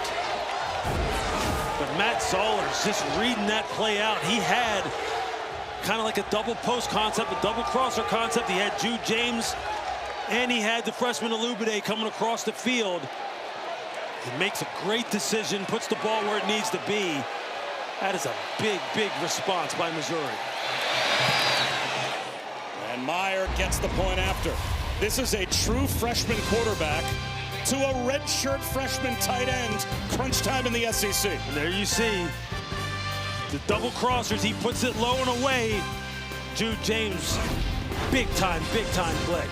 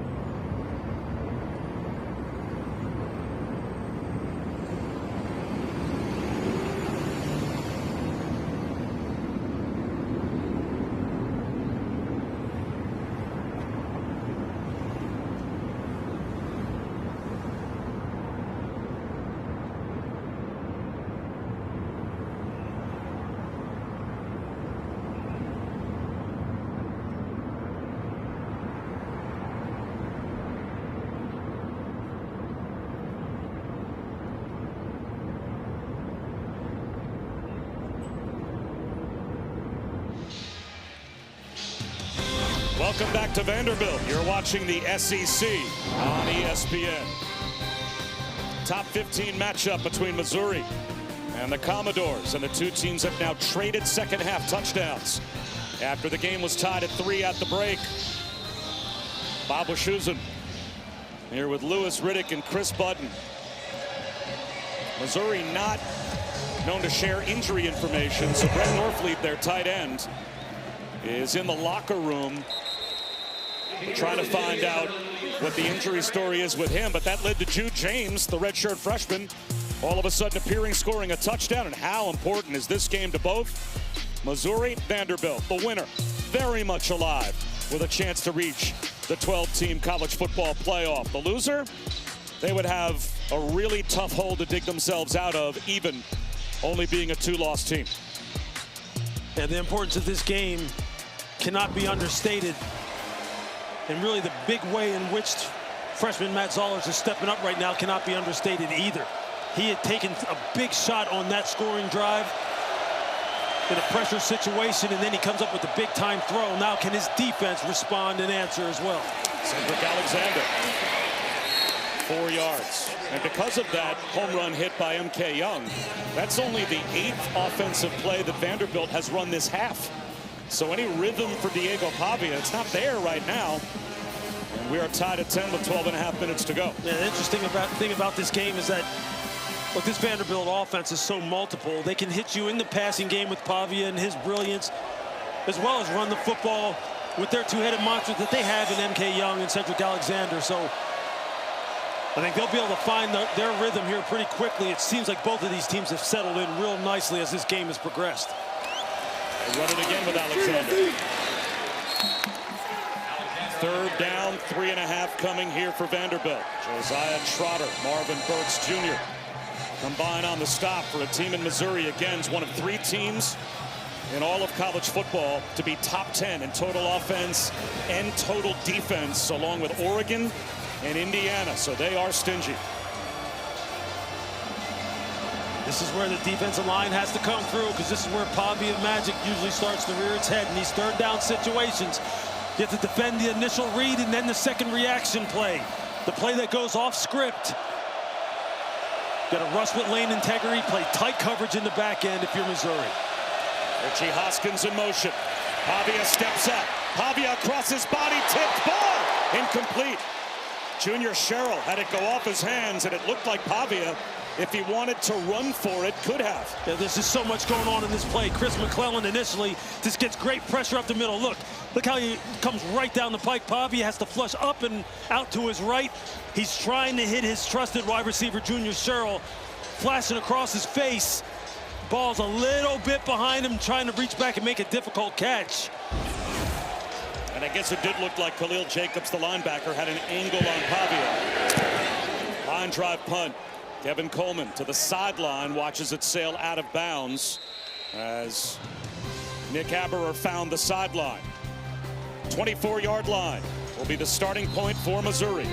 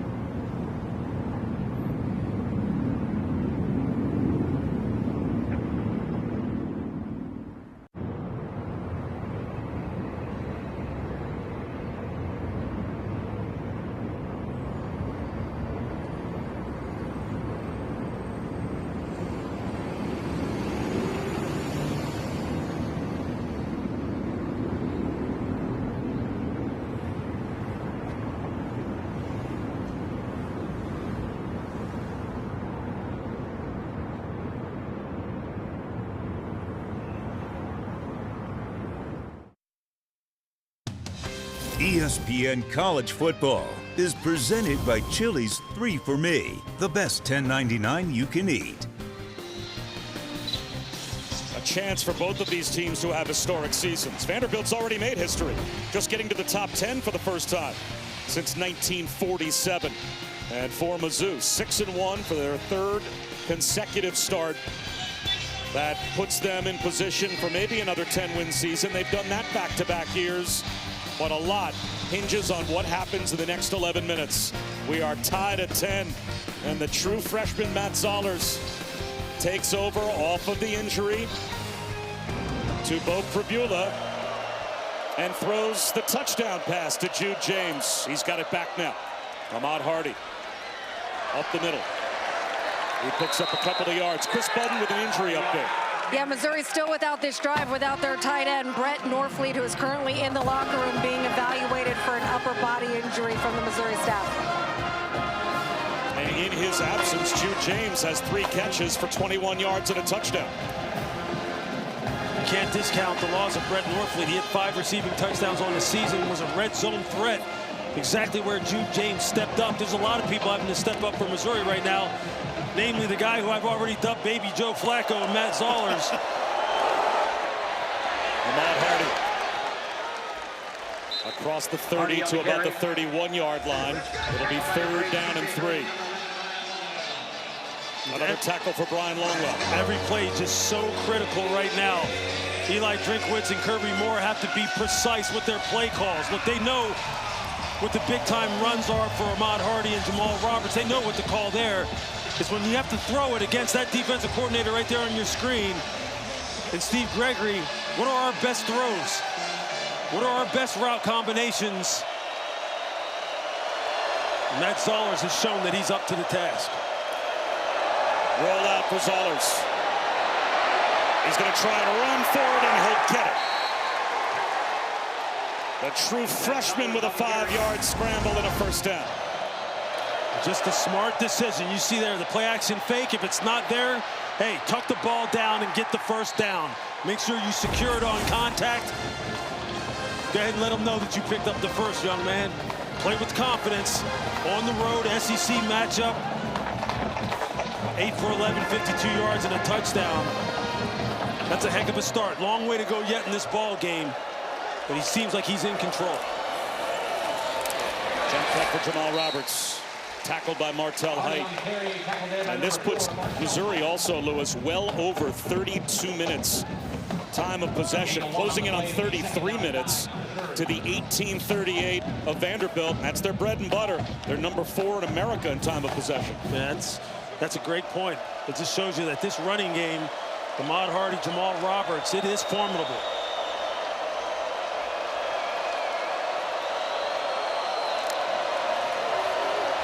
Another rollout for Zollers. Slips one in the right flat. That time, Jordan Harris, the tight end. Another answer with Brett Norfleet in the locker room. Just look at the effect that the run game has. Watch what it does to the whole front 7. I mean, right now, if you're Jordan Harris, you're sitting there going, look, I have nothing but space. And this just helps the young quarterback just settle in and settle in. They're marrying up the run with the opportunistic passing game as well as you possibly can. 3rd down and 1. Right up the middle. The pile pushes. It's another Missouri first down. And it just continues to grind the clock down, Bob, as you mentioned. Continues to keep the Vanderbilt offense and Diego Pavia on the sideline. Jamal Roberts did it again. And number 20 grew up in St. Louis, dreamt of playing for Mizzou. He was 6 years old when College Game Day came to Mizzou, and the Tigers beat Oklahoma. He was a 9- and a 10-year-old when Missouri played in SEC championship games after they left the Big 12. Zollers under pressure. He's going to try and throw it away. And he got outside the tackle box. I think he did well to avoid that sack. And Corday Sidnor holding his left ankle. It's a smart defensive play on the part of Vanderbilt in their secondary. They pick up the first down. You're at midfield. What are you told all the time as a coverage defender? Look for the play action shot. And that's what they were trying to get. Trying to get Alubide up over the top. Sidnor is hurt. We'll step aside.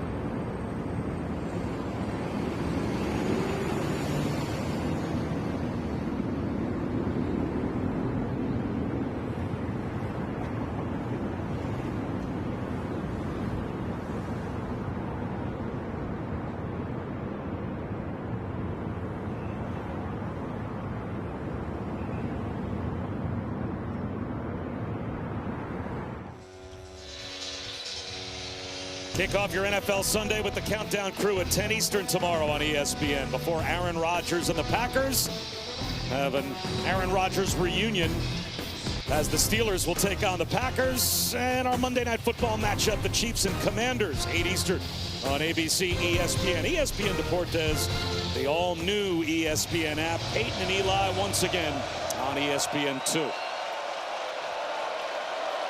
After the injury timeout. Blitz. Zollers at the mesh point. The ball was taken away. C.J. Hurd on a blitz. I think he's got the football. He does. Take away for Vanderbilt. A steal by C.J. Hurd. Vanderbilt comes up with their patented 11-up look. Steve Gregory, that Brian Flores influence. Then they back out. You're going to see Hurd. You're going to see him right here. Just watch the cat and mouse, and then he gets ahead of steam and comes up. And at the mesh point, he just takes the football out of the hands of Jamal Roberts. I mean, that's a big-time play. You can see they're trying to. The exchange isn't clean. You can tell the quarterback, Matt Zollers, is trying to pull the ball out. Jamal Roberts doesn't have it secured. And C.J. Hurd says, hey, if neither of you two want it, I'll take it. And I'll give it back to my offense. That's just a big-time play. As you see Stephen Gregory congratulating C.J. Hurd on the sideline. Now, what can the Vanderbilt offense do with it? Avia looking downfield for the freshman. And that's well out of bounds. He tried to hit Caleb Barnett. They tried to sneak the true freshman speedster out of the backfield on a wheel route. And Nicholas Rodriguez read it and ran right down the sideline with it. That's going to be one of those plays that kind of goes unnoticed in the course of this football game. But that guy right there on your screen, Nicholas Rodriguez, that is a heck of a read. and coverage execution on the part of a linebacker against one of the faster players on the Vanderbilt offense.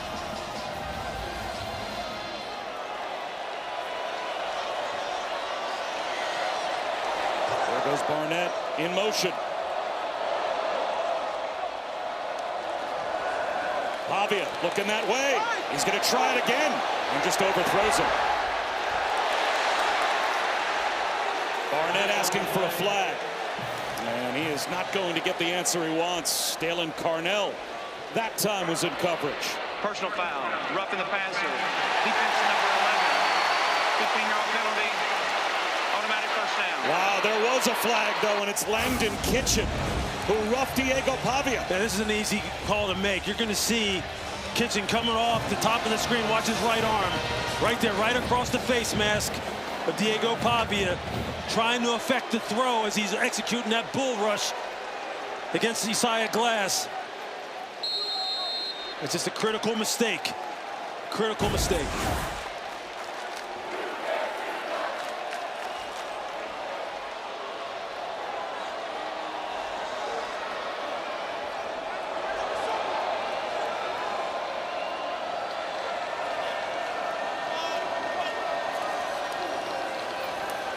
Pavia on a keeper. Cuts it upfield. Pays the price. Picked up about 2.5. This Missouri defense plays with such good eyes.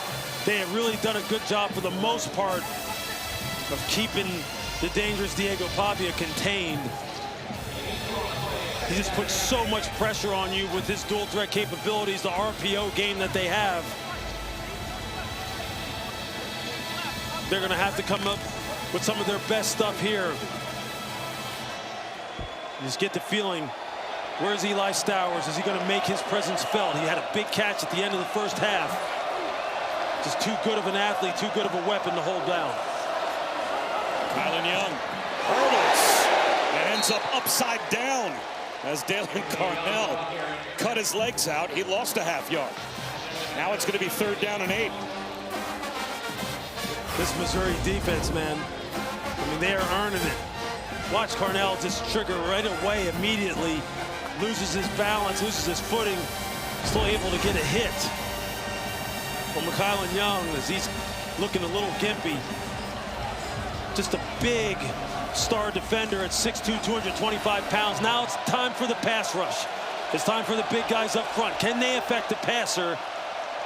Can Diego Pavia find an opening throwing this football? Slam. It's there. His room there. Eli Stowers has the first down. Said he was going to make his impact on this football game, and there he goes to his guy.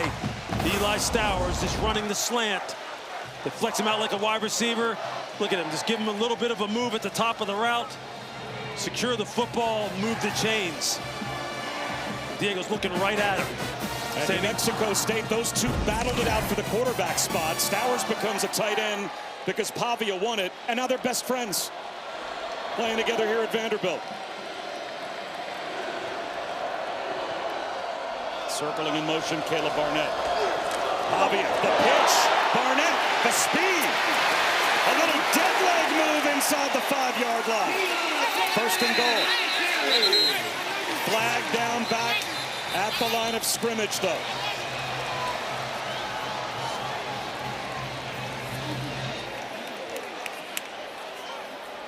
Is this play going to come back? Are you going to get a holding penalty? Holding. Offense number 53. 10-yard penalty. First down. That's the center, Jordan White. This is just an unnecessary play on the part of Jordan White.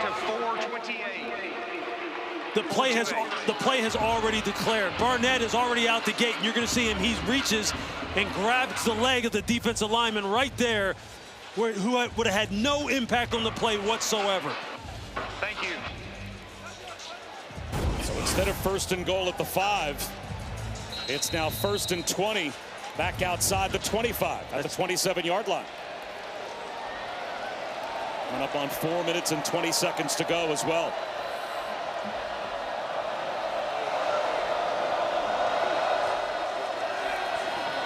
Pavia looking for Junior Sherrill. Flag out. That's going to give Vanderbilt a first down. Stephen Hall gets the flag. Pass interference. Defense number 0. 15-yard penalty. Automatic first down. If you're Stephen Hall, you did everything exactly right from the beginning of the snap. And then at the end, the last third of the down, when you go to look back for the football, you feel the wide receiver separating from you, and your instinct is, I can't let him separate, I got to grab him. He had done everything perfectly. So that's 2 critical errors, one on the part of Vanderbilt, now on the part of Missouri. In a high-stakes game like this, it's going to be which team makes the fewest number of mistakes in these critical situations. Again, 2 tight ends load up right. And Gabe Fisher goes in motion. Kylan Young inside the 10-yard line. Remember, Missouri used a timeout earlier in the half. So they only have 2 left, and we're under 4 minutes to go.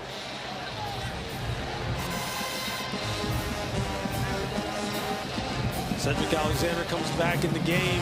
Richie Hoskins, number 5, slot receiver, who's just so crafty, working the middle of the field, his own holes, back in the game.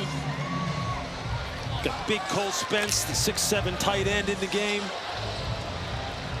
It's so many different weapons they can go to.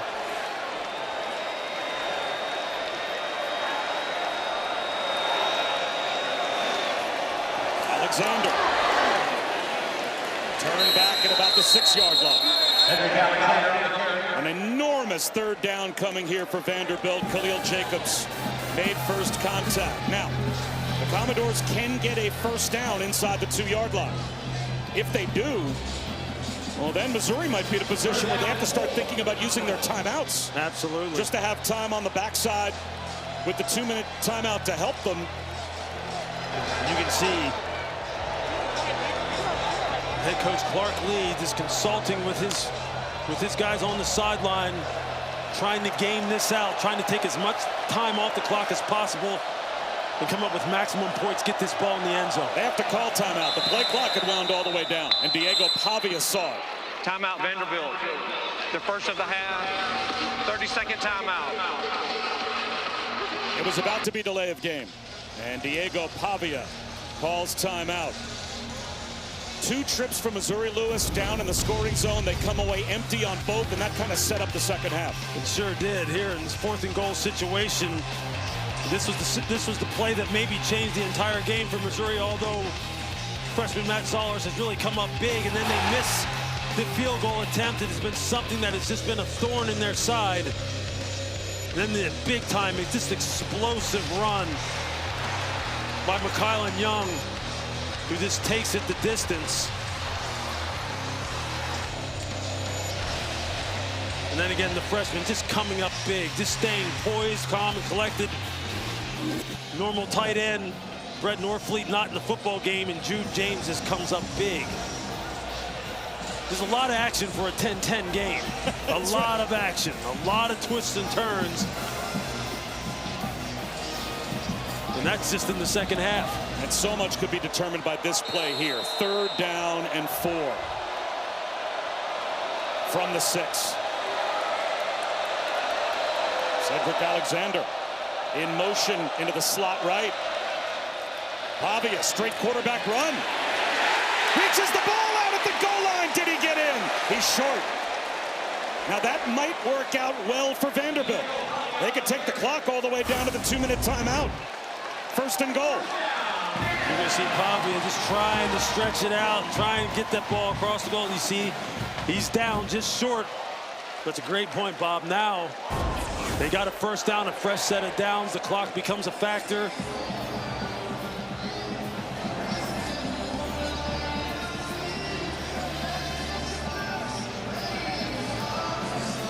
For a moment, the clock stopped at 2:13 to go, but now they have appropriately restarted it, and it will take us all the way down to the 2-minute timeout. 1st and goal for Vanderbilt when we come back in a tie. This is the Dr. Pepper Championship Drive Game of the Week.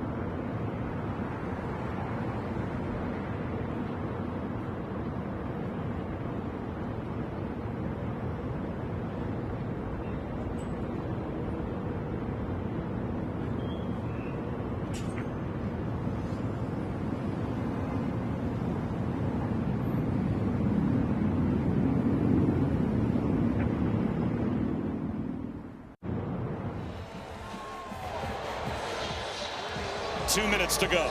A game that was tied at 3 at halftime. Vanderbilt took the lead on an M.K. Young 80-yard home run touchdown run. Missouri answers with a true freshman to a redshirt freshman, quarterback to tight end touchdown. And now Vanderbilt all the way down at the 1-foot line. 1st and goal.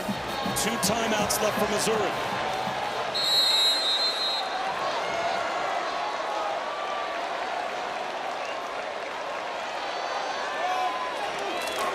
Cedric Alexander stopped, and now Missouri has to call timeout. Eli Drinkwitz all the way down the sideline trying to call timeout. Did the ball pop out?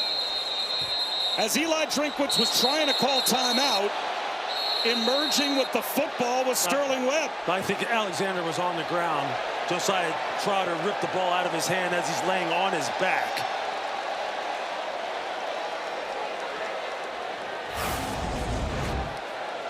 You're going to clearly see that he's on the ground.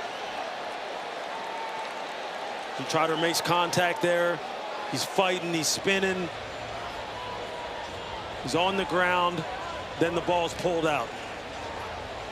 It almost looked like you could make the argument the forward progress was stopped even before he got to the ground.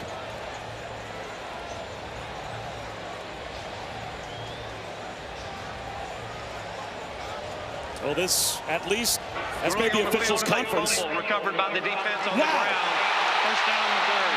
They call it a fumble and a recovery by Missouri. I think they're going to have to take a look at this one. He clearly looks like his backside is on the ground. Unless they're going to say that he is there. You see the left hip.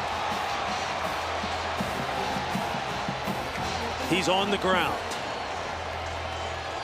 Looks like he still has possession of the football. You see his right hand on the football. Yep. He's laying on the ground.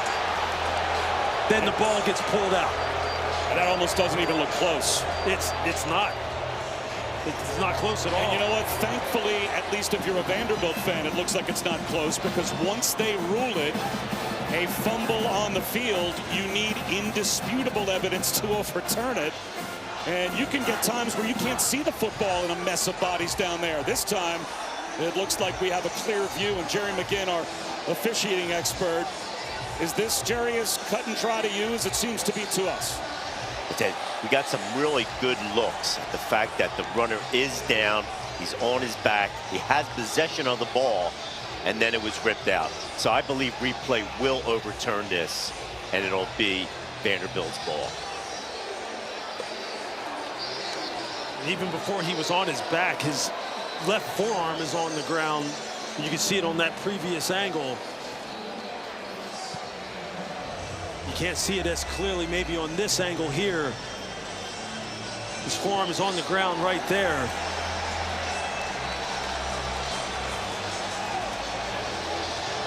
And with the pink gloves, you can see he clearly has control of the football.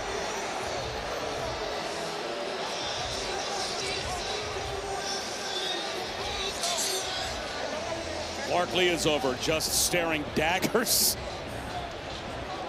at the officiating crew. And he is hovering nearby.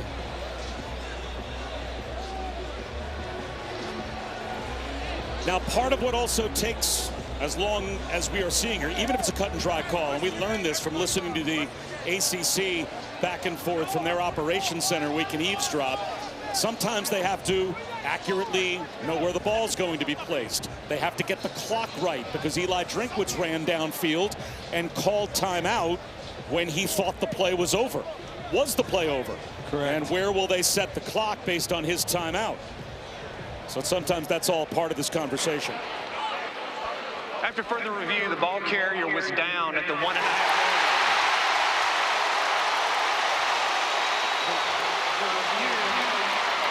Will carry a 10-second runoff.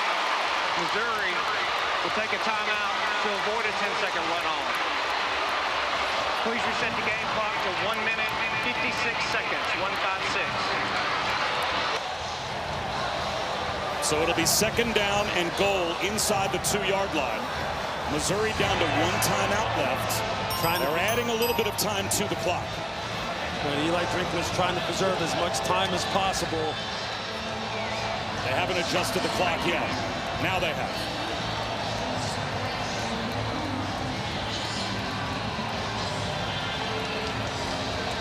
Look at it. If you're Vanderbilt right now, look, you still have to execute. As favorable as this situation seems for you, given where you have the football, you still have to execute. You got to play this thing all the way through. And if you're Missouri, you got to be fighting and scratching and clawing, trying to create a turnover here, trying to make it as tough as possible. And this game is still tied 10-10 with just under 2 minutes left. You cannot take anything for granted.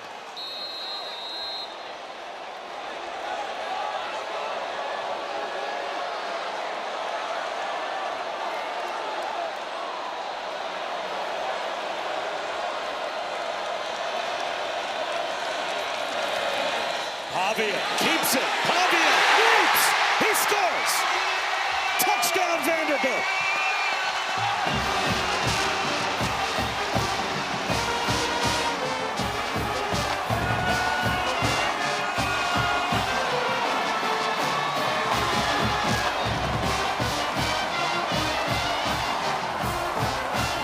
That's nice execution on the part of Vanderbilt at the point of attack. Both tight ends, Cole Spence, Eli Stowers, the lead block from Cedric Alexander. And then Pavia does just enough to get in the end zone. That's the kind of execution you're looking for in a critical situation. If you're Missouri, the only small silver lining, they got in on second down. It preserves time, and it keeps the timeout. So now they'll have a minute 52 with the timeout, and they know what they have to do. Just look at you get the blocking at the point of attack, and then the lead block. And then it's Pavia against Josiah Trotter one-on-one. He's just got to make him miss enough to where I can break the plane to the goal line, and he goes up over the top. But it all starts with the blocking at the point of attack. It's team football. You seal the edge. That's a heck of a block by Cedric Alexander.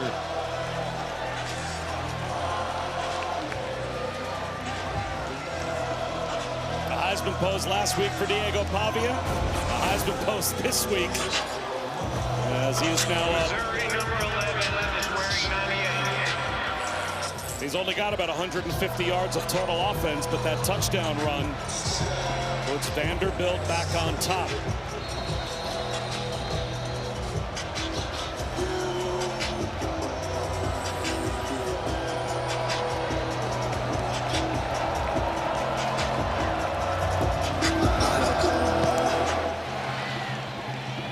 Taylor booms another. It'll be a touchback, and we check in with Matt Barry.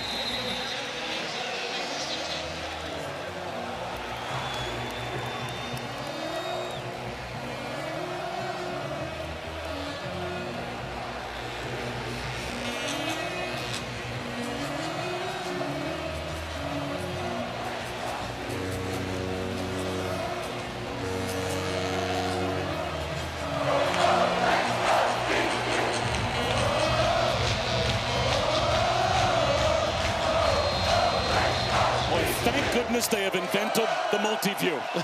You just need as many screens as possible to follow all these games. That's a great time to be a college football fan. It's a great time to be Matt Zollers, the freshman. He's going to go up top for Marquise Johnson. It's to the sideline. It's intercepted, but well out of bounds. Marlon Sewell leapt and landed yards out of bounds. Yeah, I think if you're Matt Zollers and you're Missouri's coaching staff, as you see Marlon Sewell come down about 3 yards out of bounds, you don't have to get it all at once. Don't put the ball in harm's way. I mean, you got to get chunk plays, but you got to be smart about it. Still a lot of time left on this clock. Steps up in the pocket, he can run, and he will slide. Flags everywhere. Missouri hurt themselves with a couple of penalties on the touchdown drive. That gave Vanderbilt the lead. They are going backwards here, it appears, as well.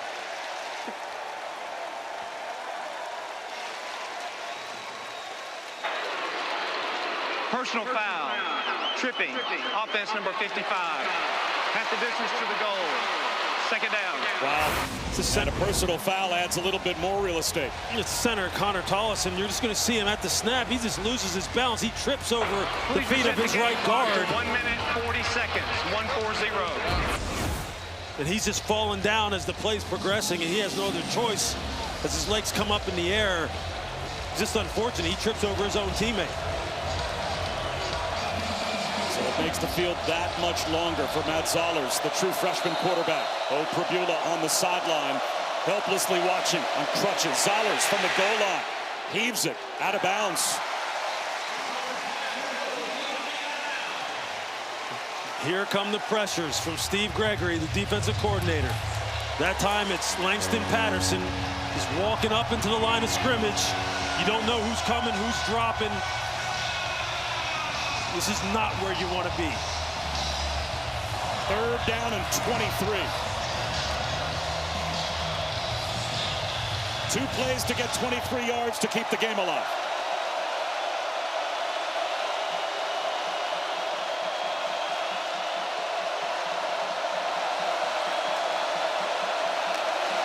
Four-man rush. Zollers out of the pocket. Off his back foot to the goal line. Stays out of the end zone. Stays alive. Rips a throw incomplete. Flag. Joshua Manning, the intended receiver, and it looks like it'll be a pass interference penalty against Vanderbilt. They're going to get Colby Taylor arriving too early.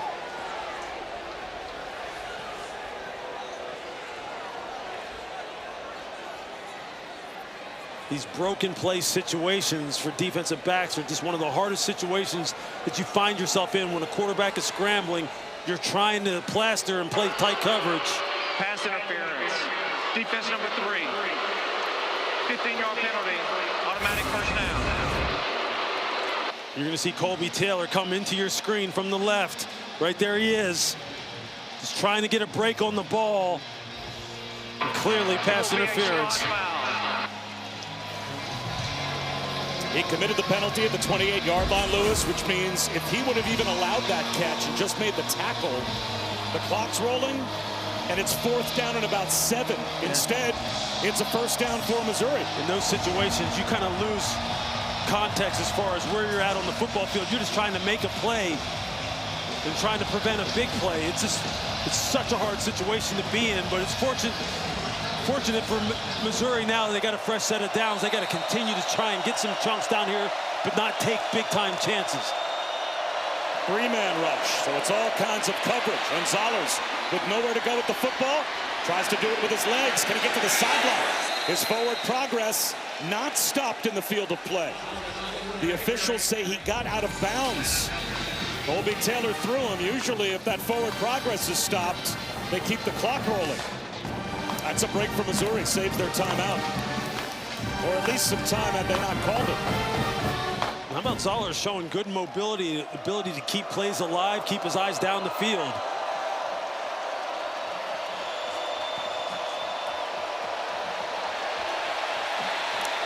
They might catch too many men on the field for Vanderbilt. Instead, Clark Lee calls timeout. Vanderbilt. Their second of the half, 30-second timeout. Another update, an insane day of college football. Matt Barry keeping us updated.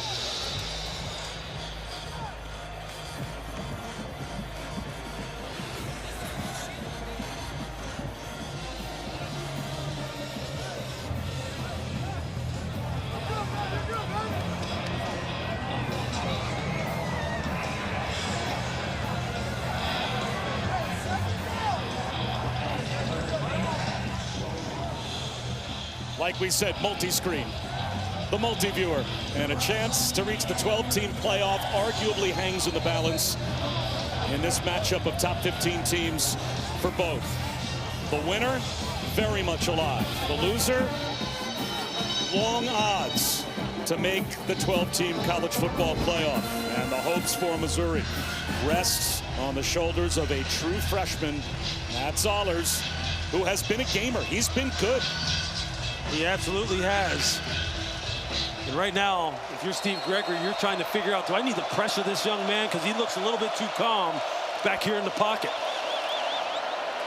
Easy pitch and catch. Again, it's Jude James. It's been his favorite target. First down. And that stops the clock for the moment with 1:06 to go. And I think you got to be careful if you're Vanderbilt. You don't want to let him just sit back here and just pick you apart going down the field. You want to start sending some extra bodies after him. Tries to run, and this time the door closes. He's back to the line of scrimmage, but that will cost them valuable time.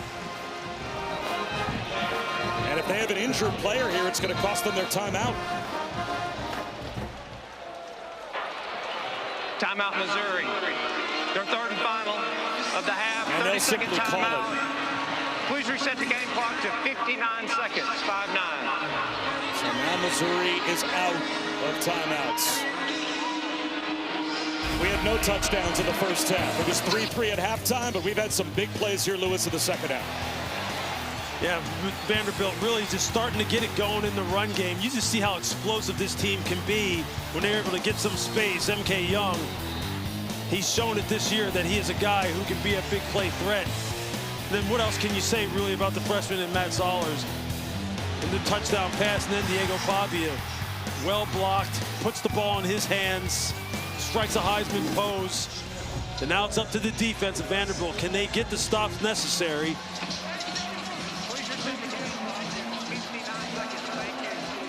A fair number of these students started lining up for College Game Day at noon yesterday. We saw a video of the women's basketball team throwing them donuts this morning at 5 o'clock in the morning, and they were going wild then. Straight from College Game Day, straight to the student section, and they are going wild now after the final timeout for Missouri. Zollers, long throw, incomplete. Over the head of Marquise Johnson. Colby Taylor read that one and avoided pass interference.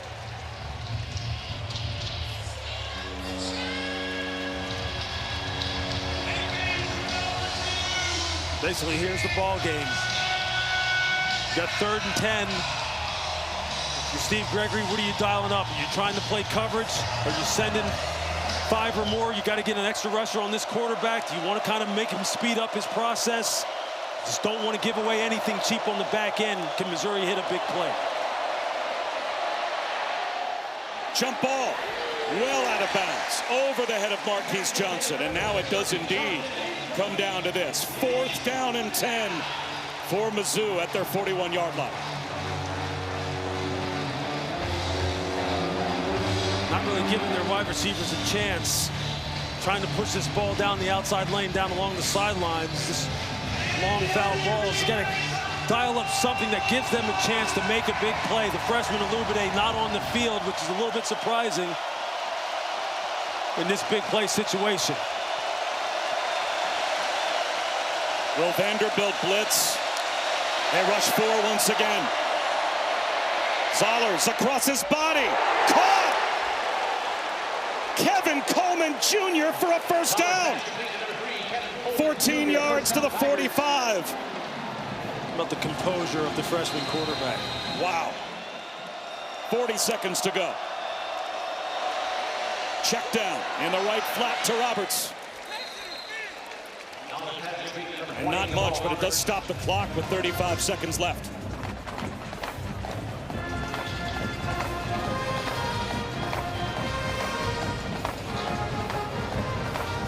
Trying to be mindful of the clock while at the same time, you know, you're going to have to put the ball up down the field. You've got to get a touchdown. You've got to get some chunks. False start.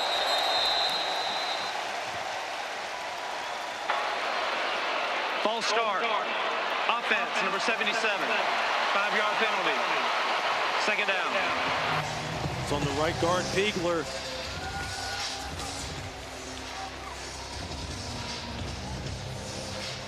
Just got to figure out a way to sit in there and keep your composure.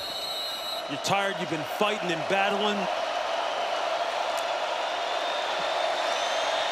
Got to give your quarterback a chance, and if you're Vanderbilt, got to play good coverage. Zollers over the middle. Another completion to Kevin Coleman Jr. Another first down. And it stops the clock. 30 seconds to go. These are big-time throws. Big-time throws by a true freshman who had only attempted 6 passes before this game. And not spiking it. Here comes the blitz. Pocket collapses. Zollers tosses one. Near side, almost intercepted.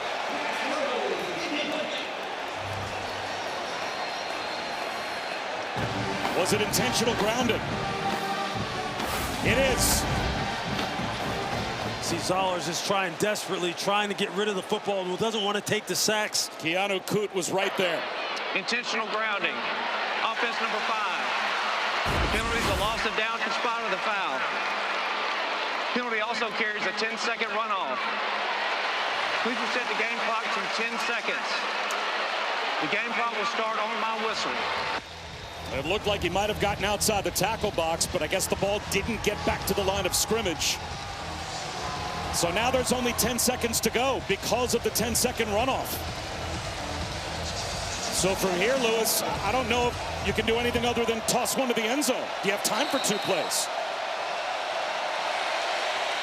Zollers down the sideline, and now you definitely don't have time for 2 plays.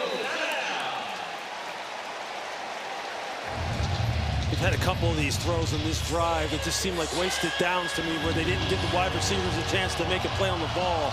I know they don't want to put it in harm's way, but now it basically comes down to 1 play. Unless you want to run like a 5-yard out, and just get that much closer. And then attempt a Hail Mary, yeah. But you really risk running out of time, and now it looks like a strategic defensive timeout called by Clark Lee. Timeout Vanderbilt.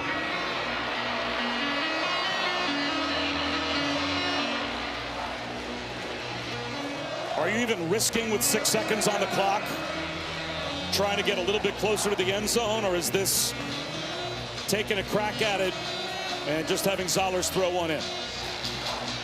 I think this may be one of those situations where they do go ahead and put it up. Second half. I mean, if I'm trying to figure out who's the guy who I think can make a play in a jump ball situation, again, I've been saying it the entire game. Alubade has to be put on the football field. He's the best contested ball catcher that you have on the football team. He's heading back to the sideline. He designed something where he's at the point of attack, and you can see he's just standing over there on the sideline. Unless they're just going to try and get a quick 5 here and maybe put him out there for the last play if they think they can get that done. Zollers. Now this could be the last play. To the end zone. At the goal line. Is it caught? No, incomplete. That'll end the game.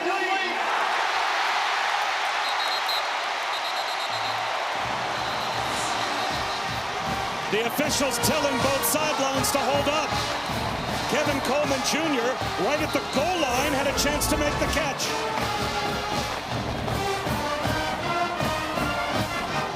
It's hit him right in the chest. Previous plays under further review. He have it trapped up against his legs. I think you see the ball there on the ground. The problem is if the clock went to all zeros, even if they rule this a completed pass, that ball's short of the goal line. Sure is, and I think it hit the ground anyway. I think it went right through his arms. A look from pylon cam. You see the ball come down as Coleman is standing right there at the goal line. It hits him right dead in the chest. There's, you see the ball on the ground, incomplete pass.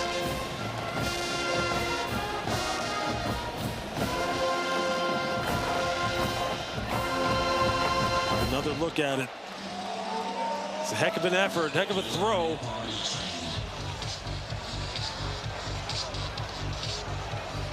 Ball on the ground. And again, even if he had hauled it in, right, it looked like the ball was short of the goal line while he was down. So one way or the other, it looks like this is going to be a Vanderbilt win. Until they make it official, though, we stay right here. Ruled an incomplete pass on the field.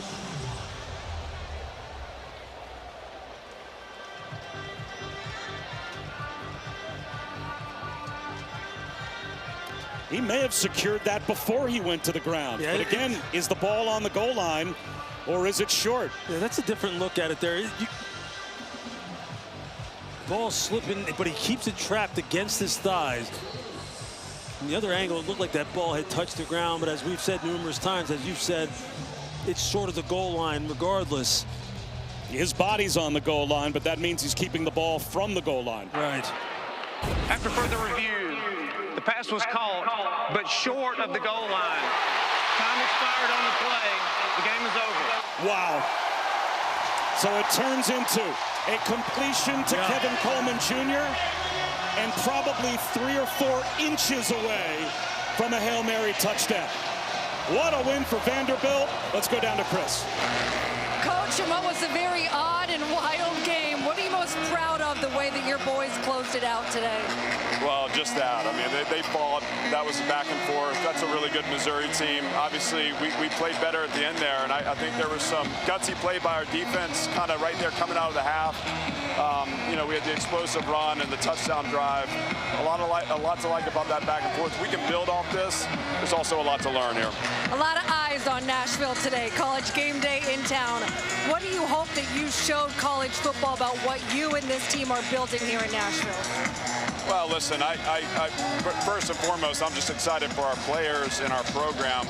Obviously, we love Nashville. We love our university. We were so glad and proud to share that with the nation today. And this won't be the last time. You know, this program is just getting started. There's so much for us out in front. We appreciate the attention. We'll keep working hard to put a product on the field that inspires people to show up. But more of that ahead for us. Congratulations. Thanks so much. Vanderbilt does it again. What a gutty performance, though, with a true freshman at quarterback for Missouri as well. But the Commodores survive. For Louis Riddick and Chris Budden, I'm Bob Wischusen. Thanks so much for watching. Enjoy the rest of your college football night. Thank you for watching this presentation of the Southeastern Conference on ESPN.